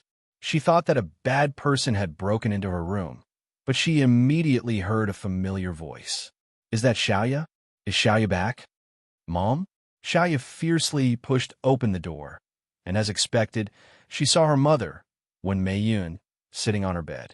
She immediately threw herself into Wen Meiyun's embrace. The two mother and daughter, who hadn't seen each other for 7 to 8 days, were naturally affectionate. Xiaoyu, how are you living at Auntie Guogua's place? Is it good? Wen Meiyun asked with concern. Hearing her mother ask this question, Xiaoyu's face instantly turned gloomy. She complained, It's not good here at all. I can't even open my legs when I sleep at night, and I'll hit the wall when I turn over. I have to fight with hundreds of people for the bathroom. Although I can settle it in school most of the time, there were a few times when I really couldn't hold it in. And there's always a weird smell here, even on my clothes. I have to change when I go to school. Mom, Xiaoyu doesn't want to live here. Xiaoyu was speaking the truth. Xiaoyu's current room was completely a capsule room. It was no more than 5 meters long and no more than 1 meter wide. There was only a bed and a table inside, and nothing else. It gave people the feeling that they were living in an eggshell. They couldn't even stretch their waist. How could living in a house like this be comfortable? Also, as mentioned before, there were hundreds of such rooms. Each room was occupied by one person, and some even had 2 people. However, there was only 1 toilet and 1 bathroom in each room. Unless it was a time when there weren't many people, they would have to queue for dozens of minutes or even an hour to use the toilet. Xiaoyu didn't tell Wen Meiyun that she couldn't hold it in anymore and pulled on her body. This almost completely destroyed Xiaoyu's self-esteem. She couldn't even lift her head for a few days. Mom, can we go home? Let's go back to the normal area. Although the core area is safe, living in a place like this will really make me go crazy. Mom, I beg you. Xiaoyu hugged her mother and cried. She had been pampered by her parents since she was young. Although she had suffered a lot in the past year, it was only because the food was bad. But now that they had reached the core area and only had a little more than a week, Xiaoyu felt that she would soon go crazy. Go home. Do we still have a home? Wen Meiyun let out a long sigh. Xiaoyu, our house in the normal district was auctioned off last week. It's someone else's house now. We don't have a home anymore. This is the best house Mommy can find for you. You lied to me? You miser. Hearing what Wen Meiyun said, Xiaoyu suddenly became anxious. Our family still has more than 200,000 yuan left. We can totally rent a better and bigger house than this. Why do we have to live in such a rundown place? Every day, I have to look at your shameless Auntie Guogua. Her cries in bed at night are louder than my speaker. I can't even sleep. Do you know that? Do you know? Xiaoyu, listen to Mommy. Mommy does have 200,000 yuan, but I've given it to you to pay for your school fees. Xiaoyu, you don't know, but the school in the core area is much more expensive than the school in the normal district. Your school fees for a year are 640,000 yuan. Mommy still owes your school 440,000 yuan. I have to pay it back every month. Mommy really doesn't have any money left. Wen Meiyun tried to persuade her. No wonder she had no choice but to go back to being a personal maid. It was because of Xiaoyu's school fees that she couldn't free herself from. Then I won't study this stupid school anymore. Xiaoyu hammered the bed. Mommy, I'm not happy at all in that school. I don't even have a single friend. They're all vulgar snobs. I can't understand a single word there. Mommy, let's not study this school anymore. Let's ask the school to refund your school fees. Let's find a better place to live, okay? Hearing her daughter say that she didn't want to study anymore, Wen Meiyun's body instantly stiffened. However, Xiaoyu didn't notice this. She said to herself, Actually, Mommy, there's no use in studying now. With your daughter's IQ, it's impossible for her to become a scientist or something. Your daughter isn't cut out for this. So what if she studies more? Won't she still have to marry someone else? Mommy, you don't know. I checked my sword essence yesterday. I'm only 15 years old, but my innate sword essence has already reached 130 quarts. To be honest, when I turn 18, It won't be a problem to break through 200 quartz. I have a very high chance of becoming a sword bearer. In this world, no matter how powerful a normal person is, what can they do? They're just a scientist that no one cares about. In today's society, only sword bearers are the best people.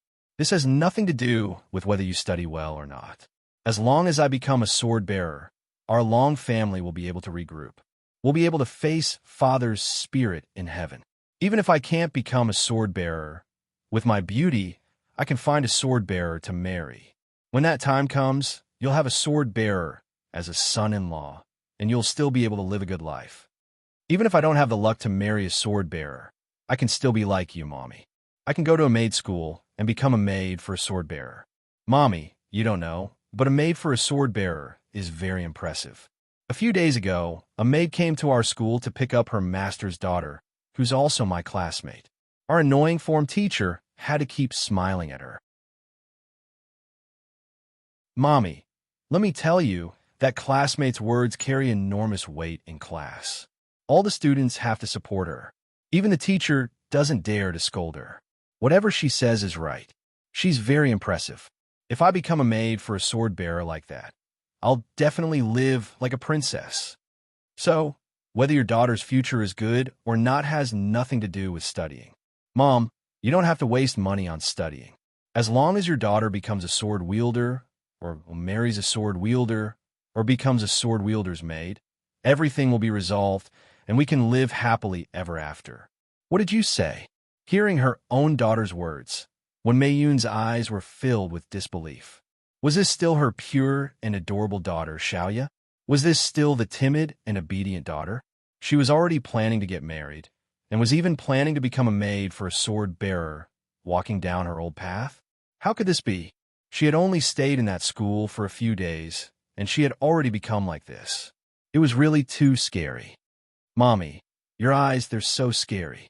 Xiaoya, who was happily talking, suddenly realized that her mother's eyes were suddenly filled with something called anger. Xiaoya began to feel afraid. Even during the most difficult times, Xiaoya had never seen her mother show such an expression. Pa! When Maiyun slapped her daughter's face. Long Xiaoya, are you worthy of your father? Are you worthy of his mother? When Maiyun suddenly couldn't control her own tears, and they began to flow down. Long Xiaoya, have you forgotten that your father's greatest wish before he died was for you to be able to enter the core zone school to study? He hoped that you could become a knowledgeable and cultured scholar, not like you are now. You told me that you want to be the woman of the swordsman, and you even said that you want to be a maid and study at some maid school. When did you become such a person, such a shameless woman? Did I say anything wrong? Am I wrong? How am I shameless? Touching her own burning face, Long Xiaoya also exploded. The bigger the pot, the more rice that goes into it. With our family's current situation, how can I still study? How can I be a scholar? Mommy, are you going to be a maid again now? What face do you have to say that to your daughter? Wake up. We are no longer the rich people we used to be. We are now at the bottom of society, living at the bottom of this broken capsule. The bottom of the bottom. The bottom of the bottom. Why should I pretend to be a wolf and study in this broken school? I don't want to study. I just don't want to. Aren't you also a maid? What face do you have to say that to your daughter? Aren't you also a maid? What face do you have to say that to your daughter? Aren't you also a maid? What face do you have to say that to your daughter? This sentence kept echoing in Wen Meiyun's mind, and an indescribable pain and grievance rushed straight into Wen Meiyun's heart.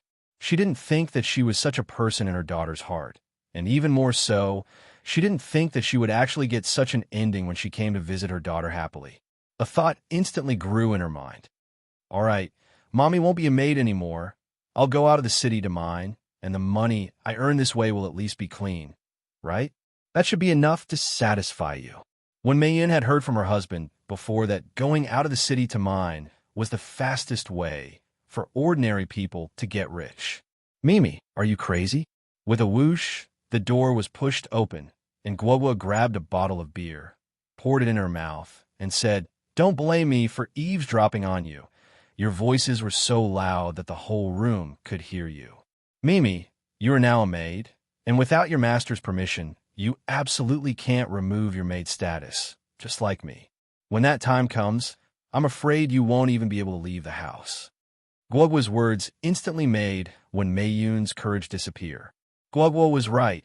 With this exclusive maid status, without Gahan's permission, when Mayun would not be able to immediately get out of Gahan's control. Goo goo goo. Guogwa drank another mouthful of beer. "Mimi, don't let Xiaoya live here. If this goes on, your daughter will go crazy sooner or later. Every year, a few women go crazy, and she is still a child. You are too harsh on her." Guogwa's words made when Mayun's heart light up. That's right, before coming here, her Xiaoya was a good child, but after staying here for a few days, she became like this. It must be because the environment here was too terrible, and it was the environment here that caused her daughter to change. As long as she was given a change of environment, she would definitely be able to change back to how she was before. But how should she settle down Xiaoya now? If she were to find another place to rent, the monthly rent would be tens of thousands. Where would she have the money to rent such a house for Xiaoya? You just told me that your sword wielder went out to fight, right? Bring him back to live there for a few days, then think of a way. Anyway, he won't be able to come back in a short period of time, maybe even never. Is that okay? When Mayun was a little hesitant, for maid, this kind of action was absolutely not allowed. But when Xiaoya heard this, her eyes instantly lit up, and she immediately grabbed her mother's hand. Okay, Mom. I promise you, as long as you let me live at your place for a few days, I will definitely study seriously. I promise I won't make you angry." It had to be said when Mayun was shaken.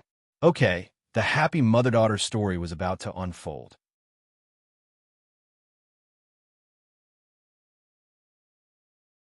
Chapter 251.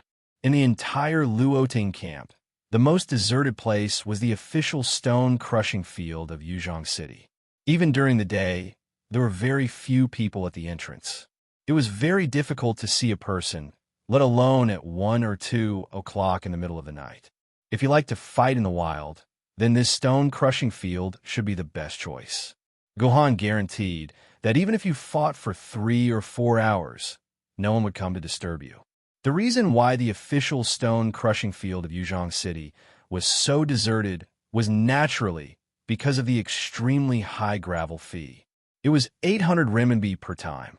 Even if it was a baron every time, it would still be a loss unless you had the ability to get a viscount every time. But this was impossible. No one would go against their own money and come to the official stone-crushing field. No one knew why the officials would set such a price. Apart from the cost of the stone-crushing machine, the maintenance cost of the stone-crushing machine alone exceeded 10 million renminbi every year. In other words, the officials lost more than 10 million renminbi every year because of this stone-crushing machine. If the officials were willing to lower the price to the same price as the Hung Mountain Sword sect, $80 per time, or even higher, $100 per time, he believed that many people would choose the official stone crusher. After all, this was the territory of the officials, so there wouldn't be any problems. However, the officials did not change. For hundreds of years, the price of 800 renminbi per time had not changed. It could be said that they were firm. But now, Gohan was very grateful that the officials could persist like this. Otherwise, where could Gohan find such a stone-crushing field where no one could see? What was even more fortunate was that the official stone-crushing field was open 24 hours. Even at 2 o'clock in the middle of the night, there was a sleepy old man dozing off at the counter. The old man looked as if he had seen a ghost. Gohan went through the stone-crushing procedures and entered the stone-crushing field. Then, Gohan was surprised. He thought that there should be no one in the stone-crushing field, but there was actually a person standing there. "Ah, honey, you are finally here. I almost went back to sleep." Liu Ling smiled and waved at Gohan. "How did you guess that I would come here?" Gohan's expression was as if he had eaten *T. This was the first time that someone had guessed his action. Although he did not deliberately hide his action, it did not feel very good. "Oh, during lunch in the afternoon, I asked Qingpin how many dimensional ores she had left, and then she told me honestly that she had 14 left. What an honest girl, much more honest than you." Liu Ling snickered, as if she was an eagle that had successfully caught a chick. "So, I guess that this guy would definitely find a place where there was no one to break stones. Apart from here, there was no better choice, right? You traitorous thing, I bought you another 20 pounds of frog meat tonight in vain. Whale meat. Gahan was speechless at Liunyunling. She actually used this thing to tempt Qingpin. In this world, besides the Liunyan family, no one could sail the ocean freely. Naturally, no one could get whale meat. Now that the ocean had completely become the world of the dragon tribe of the four seas, there were yin-class, four-clawed golden dragons everywhere. It was already a forbidden zone for humans. Without the strength of an immortal sword, going near the ocean was equivalent to death. However, according to legend, when the Liunyan family was at its peak, they led 3 Jiandi and swept the entire four seas. Then, they forced the dragon tribe to sign a contract so that the Liunyan family could sail the ocean freely. The dragon tribe could not do anything, and the dragon tribe could only pinch their noses and accept the debt. You glutton, sooner or later, I'll eat you up. Gahan knocked on Qingpin's head again. Seeing this, Liunyunling's heart ached. Aya, who hits a child like this? Poor Qingpin, let mommy hug him. Oh, Liunyunling, Qingpin is so poor. You have to give Qingpin another 50 kilograms of whale meat. It's all because of you that Qingpin was beaten up by Gahan. Qingpin complained to Liunyunling with teary eyes. Oh, poor baby. Mommy will give you 500 kilograms. Hello, Liunyunling mama. Qingpin loves Liunyunling mama the most. Qingpin doesn't like stinky Gahan anymore. The 6th Marquise, seeing that the stone crusher had produced another Marquise crystal, even Fleeting Cold, who was a rich man, was impressed. She had guessed that the remaining 14 stones were Marquise dimensional crystals, but seeing it with her own eyes was still a shock to her. She had no idea what was going on with her own 2 eyes, but she was still shocked. What is Qingpin's power? Liunyunling took a deep breath. This is too scary. Even the Liunyan family has never heard of a sword mistress with this kind of power. Qingpin said she dug up the stone because it looked good. I think it must be the power to tell if there is a high class, or otherwise, there is no other explanation. Since Liunyunling had seen all this, there was no point in hiding it. Little Ling, I'm sorry. I hid it from you again. Gahan thought of Liunyunling's anger at him for hiding the fact that he knew martial arts. Gahan felt the need to explain. If Qingpin's power is real, then you should know how precious Qingpin is. I'm afraid the friendly swordsman, or even the government of Yuzhong City, will not hesitate to take Qingpin. That is not impossible. Little Ling, I hope you can understand me. What did you say? Liunyunling sounded stupid. I said you can understand me. No, what did you call me? Little Ling, don't worry. The Liunyan family will take care of this matter for you. If anyone dares to do anything to your Qingpin, the Liunyan family will be the first to not let them off. I've already thought of a reason. Qingpin is the sword of our Kinzu, Fleeting Maple. She has a deep relationship with the Liunyan family. Whoever dares to touch her will be touching the Liunyan family. What do you think of this reason? For some reason, Liunyunling was a little excited. Not bad. Gahan narrowed his eyes. He had almost forgotten that Qingpin was originally in the Kinzu's fleeting calendar room.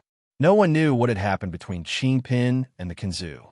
Qingpin's magic must have had a lot to do with the Kinzu's fleeting calendar. But Liunyunling did not know anything about Qingpin. She was so shocked that even Liunyunling could not understand the secret behind it. Perhaps only the current leader of the Liunyan family knew what was going on. Hey, stupid Gahan, are you going to break the stone? Qingpin is sleepy. Qingpin wants to sleep. Hearing Gahan and Liunyunling talk, Qingpin was getting impatient. He pulled Gahan's ear. Okay, let's continue. I'm scared. Of the remaining 14 crystals, 6 were confirmed to be Marquise.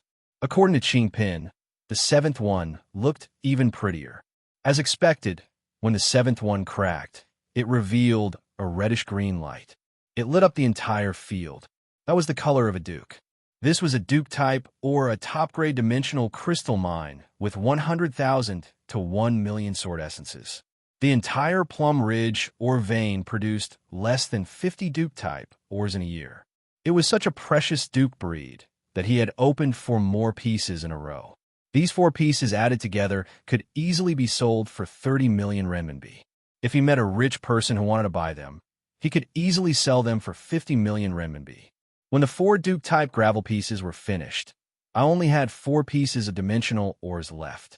According to my experience, these 4 pieces should be more precious than Duke-type ores.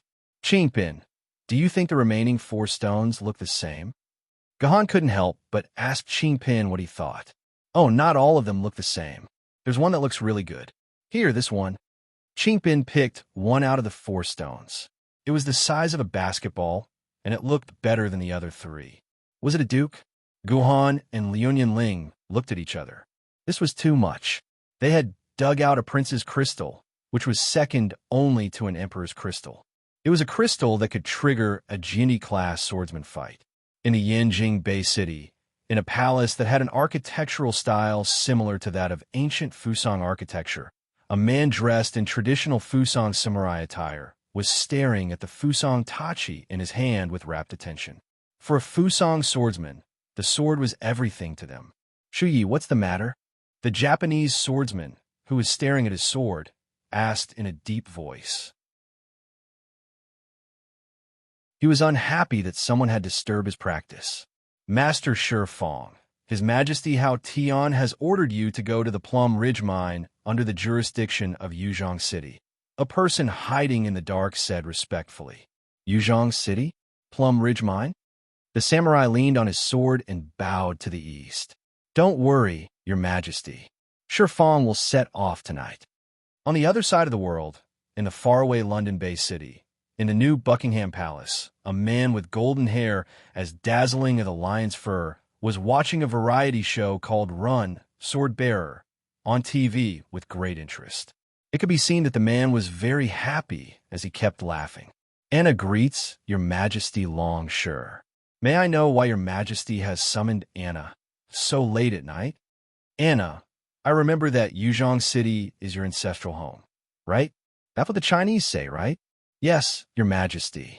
Anna's father is from Yuzhong City. Very good. Get ready and set off tomorrow morning. Go to Yuzhong City and help me do something. Go to Yuzhong City. Anna was taken aback. Why was he suddenly ordered to go to Yuzhong City? All the base cities had signed a contract. Unless the base cities took the initiative to invite them or they were in danger, sword bearers above the spirit sword level were not allowed to go to the base cities to avoid misunderstandings. Why did His Majesty Jiandi suddenly order him to go to Yuzhong City? I just sense that a prince seed has been born in Yuzhong City. You know what kind of threat is brewing near London? This prince seed is of great significance to me. I must get it to have more confidence in protecting London. Do you understand? But Your Majesty, if His Majesty Hao Tian comes in person, I'm afraid it doesn't matter. Hao Tian is old. It's difficult for him to maintain his qi and blood and not be summoned. He won't make a move unless it's necessary. Besides, the prince seed is of little significance to him. As long as you defeat his subordinate Shi Fong, you can get this prince seed. Yes, Your Majesty. Anna will definitely get this prince seed for you. That you're tuning in to the Warrior Lore YouTube channel. Don't forget to subscribe and join us on this journey to catch the most captivating stories.